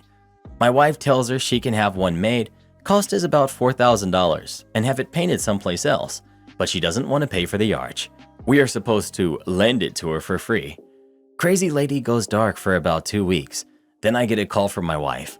Crazy lady is in the driveway with other people, a pickup truck, which the arch won't fit into, and the county sheriff. She's holding a receipt for the arches, both with a sale price of $200, which was obviously home printed, no business name, no business or home address, no signature, and is expecting the deputy sheriff to enforce. Deputy lives about 2 miles up the road, and I've known him for 30 years. Her family and friends are all arguing aggressively with my wife. The deputy is in between, and crazy lady is screaming. I told the deputy what had been going on, then he talked to my wife while I held the entitled jerks off, and the deputy finally kicked them off the property with the help of 2 more deputies. The first had to call in for backup. I can't tell you how the wedding went, but it wasn't under my wife's arches. Nope, I'm not moving 4,000-pound stone bricks, tearing up my yard, getting a cutting torch to cut the arches loose, getting my fork truck from my shop out to my home and back again, and reversing the process to lend the arches to anyone. As a side note, she did give ideas to some friends. There have been 2 sets of wedding pictures under the arches, but the arches stayed right where I put them, and no crazy momzillas involved. Karen fakes being pregnant to keep mooching off of me. I'm 20, female, and my brother, who's 24, has been on and off with his girlfriend, who's 27, for a couple of years now. It's been the same song and dance. They're happy for a few weeks, then something small happens, they argue, it gets really nasty, and they make up and are back to being a loving couple. When I learned my brother got kicked out of his apartment and needed a place to stay, I offered him the extra room in my apartment, and my brother agreed to pay rent, help with bills, and pitch in with food. For 3 months now, she's been announcing she's pregnant. She alone will eat a snack box with 50 small bags of chips in a week. I tried to reason with her and get her to cut back, not only from overeating, but she was running us low on food. But she insists she and the baby are healthy and it's just cravings, blah blah blah. Since last month, most of what my parents send to my house, my mom is a couponer, so she bulk shops and gives away what she has too much of. My brother's girlfriend is the first to get into it, and a large portion of it is gone by a few days to a week. From a 24 case of Monster, the energy drink if you're not familiar, 8 will be gone in a week from just her. She eats a crap ton of food too, most of which no pregnant woman should be consuming so much of. And yes, I know all pregnancies are different, but words can't explain how much she eats in one sitting. So today, I had seen her drinking coffee, and after her second cup, I asked her if she should be drinking so much coffee, and she said her doctor told her it was fine and she had no worries. When I suggested she take on a healthier diet for the baby, she just scoffed and walked out. I went and asked my brother if he's been to any of her doctor's appointments or even seen a positive pregnancy test, and he said he hasn't. I confronted her about it, and she said she didn't have to prove anything and started to get defensive. I told her she needed to show a test or some proof of going to the doctor, or she needs to move out as she doesn't help at all. My brother started defending her and changed his answer from not seeing any proof to seeing her pregnancy test. My parents got word of what I said, and my mom says I was in no place to say anything, and everyone's body is different, and I wouldn't know since I've never been pregnant. Am I the jerk? I did talk to her a while ago about getting a job as well as helping out financially, and she said she'd start and never has. Shallow Karen begs me for my Snapchat after I lost a ton of weight. Me, 27 male, and Annie, 27 female, have been best friends since junior high school. We had different social circles, even though we tried to include each other. Annie was part of the popular crowd and has kept these same friends until today. I grew up severely overweight. I was heavy all throughout high school and college. I was lucky enough to have Annie as my friend, so I was always included in things. I was always the tag-along. Annie's friends mostly acted like I wasn't there. I'm still around her friends on a regular basis now. About 6 months ago, I made a lifestyle change. I was tired of being overweight and getting turned down because of it. I've now lost about 75 pounds and I feel incredible. Annie has been my biggest supporter and was my gym buddy. I haven't seen her friends since January because I was in gym mode, but Annie decided to host a party at her new place. I was invited, but I didn't want to go. I explained to her how I didn't want to have a connection with people that knew me when I was overweight. I wanted a clean slate, but she insisted, so I came. So I posted a gym selfie, totally unlike me, and one of Annie's friends, Claire, slides into my DMs and said, "Wow, you look so different. Congrats. How did you do it?" I explained a few of my tips, and then she asked for my Snapchat. I sent the laughing emoji and never responded again. I show up to Annie's, and all of a sudden, I feel like the new kid in school. All of her friends who previously never even acknowledged me wanted to talk now. It really upset me. One said, "OP, I had no idea you knew so much about cooking." I said, "You would if you had taken the time to get to know me the last decade," and walked off to go meet Annie. As I'm talking to Annie, the friend that DM'd me walks up. She says how great I looked and asked why I never gave her my Snapchat. I said, because I don't deal with shallow people. And she knew me for a decade and didn't want my Snap, so that's why I laughed. She excused herself and Annie followed her. I waited outside and Annie came back furious, saying she talked to her friends and they all felt embarrassed. I said they should, because they are shallow. Annie got all offended and said I'm being a jerk. I said she is far too good of a person to have these types of friends and she should be embarrassed. She asked what I meant. I said she has shallow friends who treated her best friend like a ghost for a decade, but now I'm supposed to give them my attention? That she's a bad friend to me to have to keep these friends. She started crying and said something about how I used to have the best personality, but now I'm a jerk. I said, maybe I am, but better than being a part of a shallow friend group, and I left the party. Annie's sister, who I am close with, called me today, saying that Annie is upset and felt like she lost her best friend, but that I said some pretty messed up stuff and I need to apologize. Am I the jerk? You're the jerk. In this scenario, you are 1. Being really rude, 2. Acting smug and cool because you've lost some weight, which I doubt the younger you would approve of, and most importantly, 3. Doing a disservice to the person who's been a very good friend to you for much of your life, and essentially telling her it's okay for you to act like a jerk at her party because her friends, people she presumably likes, all suck. Sorry, mate. Good luck on your fitness journey, and I hope you can do as much work on your interior as you have on your exterior. But her friends do suck, and why is it rude to call it out? He was asked a question and he gave an answer. He doesn't sound smug at all. He sounds like he grew into the confidence to not feel like he was better tagging along with the in crowd than being outside of it. Props. The only problem with that interpretation is that he went to his friend's party at her invitation, then proceeded to go off on the other people she invited. They are her friends. If he doesn't want them to be his, fine. But he owes Annie the courtesy of not dragging her into a wholesale, let alone implying she's responsible for it. He answered the question honestly. He didn't give her his Snap because she was shallow. When they said they didn't know anything about him, he pointed out that they could. I'm shocked that people see this as going off, but to me, it's a perfectly reasonable reaction to being treated like a human being by people who have actively ignored you. That they all gave him these opportunities just shows a lack of self-awareness. When I'm around people I was a jerk to in high school or who were a jerk to me, I just keep it to small talk and get out of the conversation ASAP. She insisted he go, and he could have been fairer to her, I agree. But equally, she cannot be entirely unaware of how they have treated him over the years. She never noticed that she was the only one who invited him, that she was the only one who spoke to him? I don't buy it. They probably talked smack behind his back too. For her to act as if he was completely in the wrong is frankly pretty callous. Perfectly reasonable? His friend of many years, whom he admits has always been good to him and supportive, is now furious with him. So is her sister. And he's basically burned every bridge possible with people who may not actually have deserved so much. We only got his clearly biased word that he was treated so badly after all. This isn't the outcome of reason, of weighing up the possible consequences of one's actions. This isn't even the studied self-control you describe of polite coolness. This is just OP lashing out and reveling in the chance. Never mind who he hurts. It can be debated whether he was justified, but certainly he was unwise.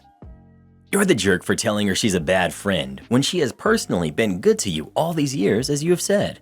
Not the jerk where the rest of them are concerned. They most definitely are. Cannot stand people like that. In the future, I would skip any gatherings like that. Something Annie will need to understand. You should apologize for calling her a bad friend and making her feel bad though. Well, who do you think is the jerk? OP or everyone else? Please let us know. As anyone who's ever made an epic body transformation will tell you, you will be treated differently by a lot of the people who you interact with. Most people just treat you differently when they find you attractive, because they're, attracted to you. Am I the jerk for making my 15-year-old daughter get a job to pay our dog's vet bills? I have 3 daughters, Phoebe, who's 19, Allie, who's 18, and Janie, who's 15. We also have a 2-year-old Chihuahua wiener dog mix, Pebble. We were in the middle of a heat wave 2 weeks ago with temperatures hitting 107. Small dogs are more sensitive to heat, so we don't let him go to the backyard for long periods of time, and the deck is off limits because there's no shade on the deck. The problem is, Pebble loves the deck because he can watch the cars, people walking on the trail behind our house, and he can see our neighbor's chickens. Janie doesn't have first period and doesn't leave for school until 10 a few days a week. Both Allie and Phoebe leave between 9 and 9:30, so it's Janie's responsibility to make sure Pebble is inside, the fans are on, and that he has water. 2 weeks ago, in the worst of the heat wave, Pebble was crying at the deck door. Janie got annoyed and let him go on the deck. Then she left for school and forgot him on the deck. Allie came home a few hours later and started looking for Pebble. She found him passed out on the deck and called me crying. I left work early, took him to the emergency vet. They treated him for heat stroke. He had to stay at the vet for a few days, and Allie was inconsolable while he was gone. She was constantly crying. She wouldn't eat or leave her room, and she had a panic attack every time the phone rang because she was terrified that it was the vet telling us that Pebble was gone. Pebble made a full recovery, but now we have an expensive vet bill, and Allie still has extreme anxiety around losing Pebble. Janie's upset because Allie hasn't spoken to her since she forgot Pebble on the deck, and Phoebe rarely speaks to her and doesn't hang out with her anymore. Janie was upset about Pebble when he was in the vet, but now she's very nonchalant about what happened because he's fine. My husband and I have been talking about what to do with Janie. We decided on making her get a job to pay for Pebble's vet expenses, close to $2,000 after insurance. Janie's very upset about it because she has to quit swim team to get a job and says that we're ruining her life over a mistake. Now I'm starting to wonder if I'm the jerk for making her quit swim team to get a job. Also, she can't get a job after swim season because soccer season starts right after swim season. Then after soccer season, she has softball season, then summer training camps. Not the jerk. She knew the routine and knew better than to let the dog out onto the deck in the first place. It doesn't matter how annoying he was. You do not gamble your dog's safety for some peace. Edit. Thank you everyone for the awards. Regardless of what some may say, dogs are family. Agree with you. I don't understand all the people saying it was a mistake and she learned from it. Glad the dog turned out okay, but that is one heck of a mistake. The worst part is she doesn't even feel bad about it now that the dog is okay. Nuh-uh, nothing about this is okay. Not the jerk, OP. Make her get a job and pay the bill. I'd even suggest keeping a very close eye around her with a dog from now on too. Everyone sucks here, and here's why. Janie was clearly upset over Pebble's time in the vet. No doubt she already feels guilty from her mistake. Her sisters are being super nasty about it, making things worse, and on top of that, you want to make her take an action that would adversely affect her academically. And yes, sports are a part of academics. Athletes are required to keep up a certain GPA at both the high school and college levels. Without sports, many young athletes will actually give up on keeping their grades up. You admit that two of her sports, soccer and softball, are potential scholarship material. Well, a job that keeps her from performing in sports for even one academic year can destroy those chances. It can even be what keeps her from being accepted if it comes down to a choice between her and someone who missed no time in their chosen sports. Time also matters for things like starting position, etc. Further, at 15, her job options and hours are super limited. It will 100% take her several months, especially since, in most states, employees under 16 don't even have to be paid minimum wage. They can be paid less. I don't know about where you live, but in my state, minimum wage is $10.30 an hour. At 15, Janie would not be allowed more than 3 hours a day during the school year, and no more than 5 days per week. So that's $150 a week before taxes. After taxes, it's about $130 a week. So it would take her close to 4 months to pay the vet bill. And that's if your local minimum wage is at least that high. If it's the federal minimum wage, it will take her more like 5 months minimum. So you would be taking months out of her life. Now that I'm done with that explanation, let's move on to Janie. She 100% knew what her responsibility was. She failed to follow through, and it resulted in almost losing Pebble. You almost lost a family member over her failure. So, assuming you've already had to pay off the bill, most vets won't do payment options, and most e-vets require payment up front. Jamie needs to have a punishment that is appropriate so that she learns from her mistake. So ground her. No hanging out with friends. If she gets an allowance, don't give her allowance until the bill is paid off. If she wants to pay it off faster, she can do yard work, shovel snow come winter, run errands, babysit, etc. in her free time. And make her do the research again. And this time, make sure she actually understands it fully. I completely disagree with you about the sports being academics in this case. The girl is a 3-season athlete. If soccer and softball are her promising sports, you can bet she'll be keeping her grades up so she's eligible when those seasons come around.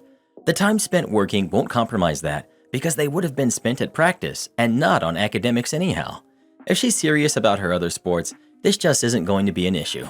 Also, babysitting is very lucrative and could make it possible to earn money far more quickly than your calculations.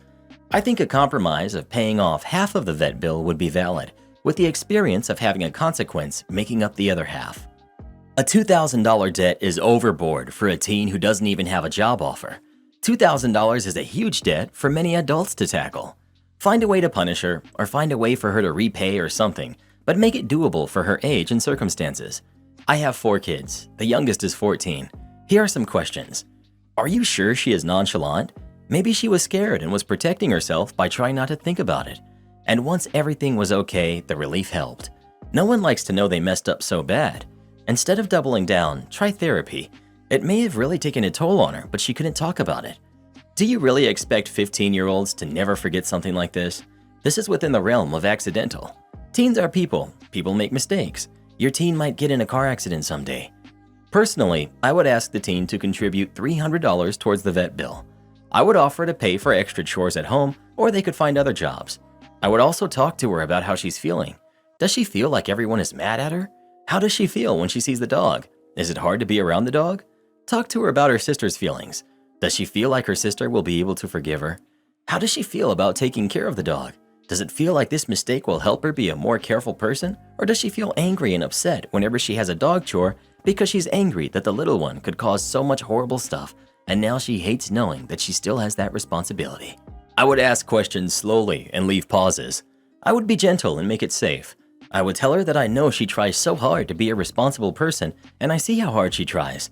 I would hug her and tell her that I know she is a good person, and I'm devastated for the dog and for the sister. But I'm devastated especially for her because it must have been really hard to find out it had happened because of her mistake, and how hard it is to feel guilty about something that you can't go back and do over. I would talk about why people who love you are willing to hug you and forgive, some quicker than others, but sometimes we need time. Well, what do you think? Should OP make their daughter pay the vet bill or not? Please let us know. Actions have consequences. Everyone's saying OP is too harsh. You'll one day look back and ask yourself how it was that you raised a Karen. Take my car without permission? Get the cops called on you. This happened last night and I am extremely annoyed. I'm 34, female, and I'm a doctor. and part of my job entails being on call for 1 to 3 nights a week, twice a month. My fiance, Dale, 30 male, has been saving with my stepson's mom to buy him a car for Christmas. My stepson, Rex, 16 male, has a license already, but always has to borrow his mom's station wagon or his dad's beat-up pickup truck. His mom's car is lame and embarrassing, and his dad's car can only hold 1 passenger, not practical for a teen. On to the main conflict. Rex texted me yesterday around 12 asking if he could borrow my car after school. His friends wanted to go to the mall, but the bus route is too long. Could they borrow my car? I texted back a, sorry, but no, I'm on call again. Can you ask your mom? He says no. I told him sorry, but my answer is still no. I'm sure you'll find a solution. Ask your friends and you can all figure it out. If you see where this is going, you're less shocked than I am.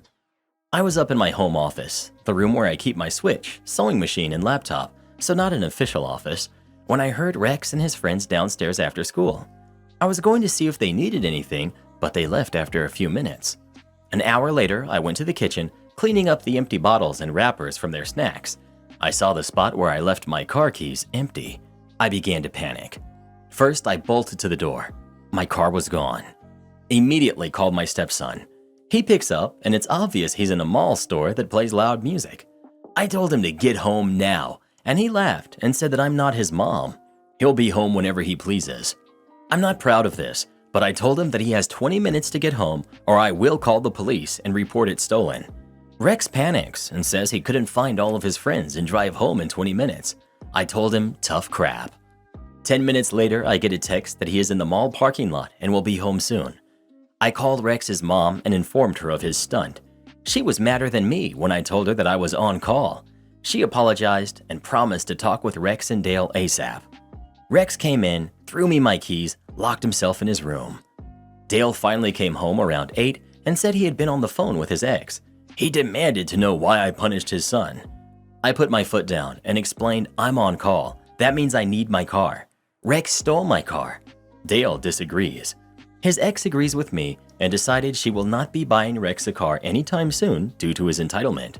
Dale thinks that I'm making a big deal out of nothing. I didn't end up going into work, so why did I have to threaten Rex? I've only gone in twice this year while on call. Just because nothing happens doesn't mean that I am always clear. Rex is now grounded.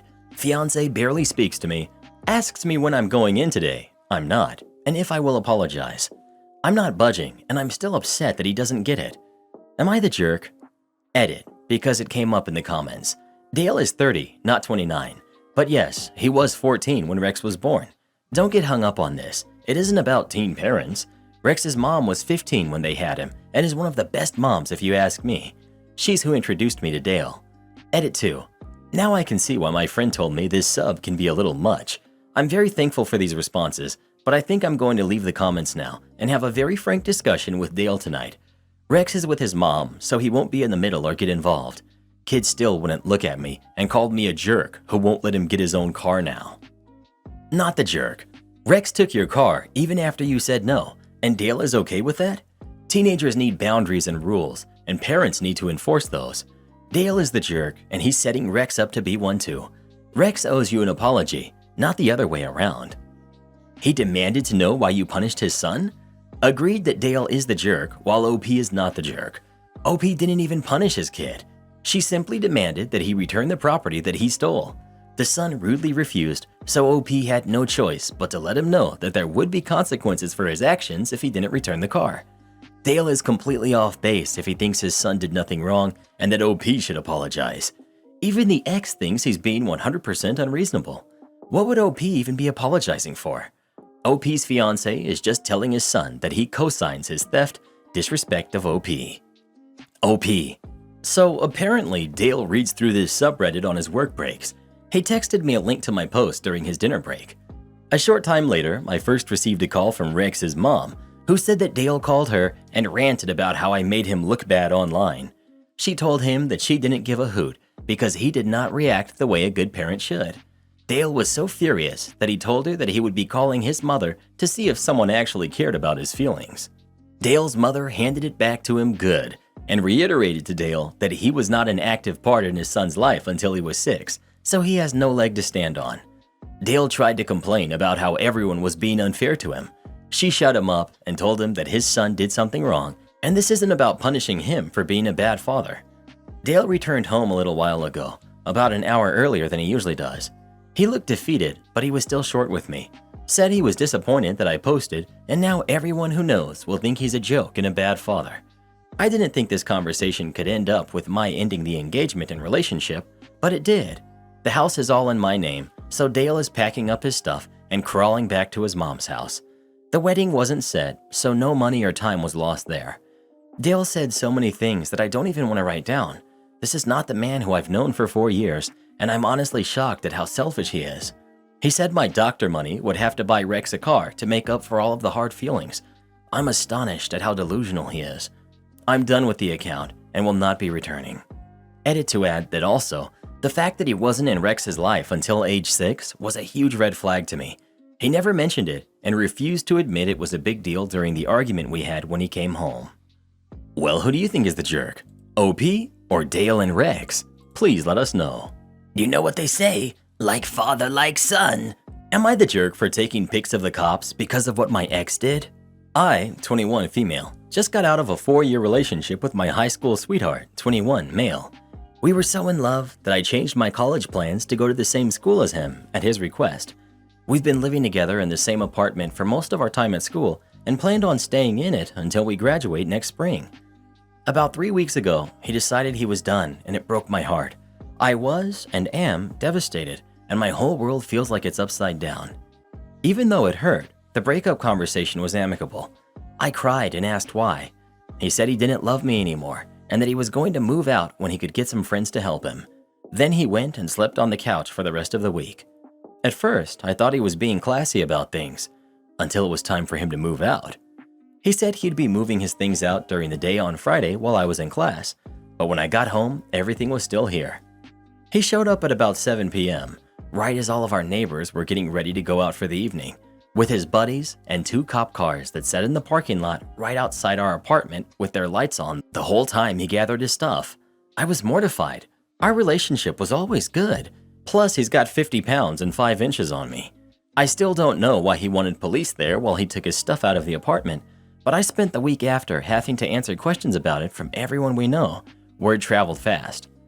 The next weekend, my best friend showed up unannounced with a bottle of wine and 2 Party City cop costumes to try and cheer me up. We took all sorts of goofy pictures of her handcuffing me and both of us trying to look stern. It was the first time I smiled since the breakup and decided to post some of the funnier ones. I didn't expect him to see it since he blocked and unfollowed all my socials after the breakup. I woke up the next morning to texts from him and a bunch of his buddies saying how terrible I am and that I should be ashamed for making fun of him. I'm honestly just trying to move on with my life and heal with humor, but maybe I was petty for posting the pics. Edit. I didn't expect this to get this much attention. Thank you to everyone who shared words of support and personal stories. There were a few questions and statements in the comments that I'll respond to here, so the info doesn't get lost in a single thread. The breakup wasn't out of nowhere, but I still didn't expect it. We had both been busy with work and school, and things felt distant for a little while before it happened. I thought it was just normal life stress until he sat me down to talk. He didn't start with saying he doesn't love me anymore. That was the end of a couple of hours of conversation. Looking back, it kind of felt like that movie trope where somebody drives a dog out into the woods and drives away. Honestly, the breakup conversation wasn't my finest hour. The things he cited as issues in the relationship were things like me not paying enough attention to him and not keeping the apartment nicer, and those are fixable things, so I said I'd work on them and was trying to get him to not end things. When he said he didn't love me anymore, I shut down, because what can you say to that? A couple people asked if he was friends with the police who showed up. I don't think so. He's got a few cousins who are cops, but they don't live near where we went to school. A friend of a friend told me he called the police because of my dad. My dad is a big guy, but non-confrontational, and lives on the other side of the state, and my ex knows both of those things. My socials are all friends only, but I didn't realize how many mutuals we had until I started getting texts about the pics. I blocked all the people I think could have sent things to him, and I haven't responded to the texts. I just want to put my head down, get my degree, and move somewhere far away from all of this. Not the jerk. He's your ex now. He doesn't get to comment on your posts. Even if he did though, you were just trying to have fun. Well done on bouncing back. Info. Did you ever learn why he brought the cops? Not the jerk. What a drama queen. You dodged a bullet here. He can go be dramatic somewhere else. So homeboy can dish it out by having a police escort for no discernible reason, but can't take it when you have a hilarious, adorable, cathartic photo shoot? So not the jerk. It ain't even funny. But the photo shoot is. Good on you, OP. Entitled sister wants me to provide for her and her baby. So I, 27 female, moved to the US almost 7 years ago. I have 2 half-sisters from my father's side, all from different women. We used to be very close, and despite both of them being illegitimate, I shared with them part of what little inheritance I got from my grandparents. They never recognized them and left them with nothing. 2 years ago, my sisters also moved to the US. My middle sister, 28, let's call her Mary, got a company to host her with a work visa. The eldest, who's 30, Karen, not her real name, got a student visa and moved in with me since I was already working and earning a good salary. The arrangement was that I would pay bills, she would get a job at the university since she's not allowed to work outside, and that was her spending money. I would cover all bills and food. The only thing I asked was to help with some minor chores. I have a dog and a cat, and I told her she had no responsibility while she had work and school. It was fine, since I work from home and I have a step-family that helped me maintain my home, mostly because I'm the free babysitter for them. Pretty sweet deal for a student, right? Well, apparently that wasn't enough. While she was in school, Karen met Ken. I knew Ken from the time I went to university. He's a creep, but I thought he was harmless. Karen was head over heels for him. I warned her Ken had a bad reputation at the university, but she didn't care. She's a big girl, so I let it be, with the only condition that Ken was not allowed in my place. Lockdown hits, and my hours were cut. Karen's school goes on pause, and she loses her campus job. Because of all of this, we moved into a small apartment. I took a second job and did some freelance on the side. Needless to say, I had no personal life. I am dating someone, but he was also swamped with work and bills, so we barely met each other. During this time, Karen and Ken apparently got closer, and he began to appear in the apartment. Karen was not part of my lease, but my landlord was very understanding. Ken began making really inappropriate comments about me. I am not a beauty queen. I just look a bit exotic, as Ken put it. I'm mixed and from the Caribbean, so I have a bit of everything, and somehow it all shows. Karen looks more like our father. He was of European descent. In all honesty, Karen is more attractive. I only look foreign in this little intermountain region city. Ken would go out of his way to touch me and was just invasive. I managed to just keep in my room while he was around or use the excuse that my pets needed a walk. I didn't know exactly why, but Karen kept pushing for me to spend time on my own with Ken. It would be good for you to bond with your future brother-in-law. They had only been dating 7 months at this point. Whatever, I didn't care. I found excuses to avoid it. November 2020, I got a better position at my main career job, so I was able to quit my second job and have more me time. I reconnected with friends, and one of them asked me if I was okay. I asked why, and he told me Ken had been saying he was very close to getting me for personal time. I was not okay with that idea, and I very loudly said I would rather be hit by a train than doing anything with Ken. Since I'm in a small city in the Intermountain region, the kind that most people in the same area know each other, a lot of people had text messages or creepy stories to tell me. That was it for me. I went home and demanded an explanation. They didn't deny it. Ken even said Karen had said it was fine and I was doing them a solid as her sister, since he really had a thing for me. I told them both they were disgusting and that Ken had to leave or I would be calling the cops. Ken left with some insults sent my way, and Karen began telling me she didn't see the problem since my partner and I were on a break. We were not. I told her I was not for her to sell around like property and that she had 2 weeks to find a place for her own. I was done with her. I called all my relatives, sent them copies of the text messages I was given, and no one in our family wanted anything to do with Karen.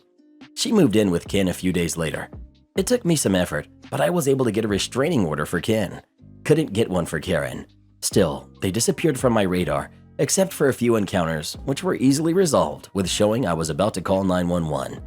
And then today happened, and I had to hold back my laughter. Mary had kept tabs on Karen, since sisters and all, and she messaged me with a notice. Hey, Karen just called me. She's pregnant and Ken kicked her out. I just stared for a few minutes and responded, oh, that's sad. Mary knew and supports that I don't care or have any intentions to help. Karen used Mary's phone to call me. She begged me to help since Mary is only letting her stay for a week before she moves to another state. Said that she missed her little sister and had no one else to go to. That she knows I have family health insurance. I pay for private health insurance for 2 relatives that are in hard times and have health conditions, and that I should do something like that for her pregnancy bills. This baby is a blessing and I should want to help her raise it, meaning I pay for everything. I let her pour her heart out for a good 5 to 7 minutes, then said, nope. I ended the call. She tried calling again for a while, then stopped when I got a text message from Mary saying she had left her phone on the counter and she was sorry for the spamming. Most of my family agrees with me, even Karen's mom. The only one that disapproves is Karen's aunt. She's not my aunt, but I called her aunt anyways since I've known her for so many years. She's been putting pressure on me most of the day. She only stopped when I told her one more message and I would show her text messages to my stepfather, who is her landlord.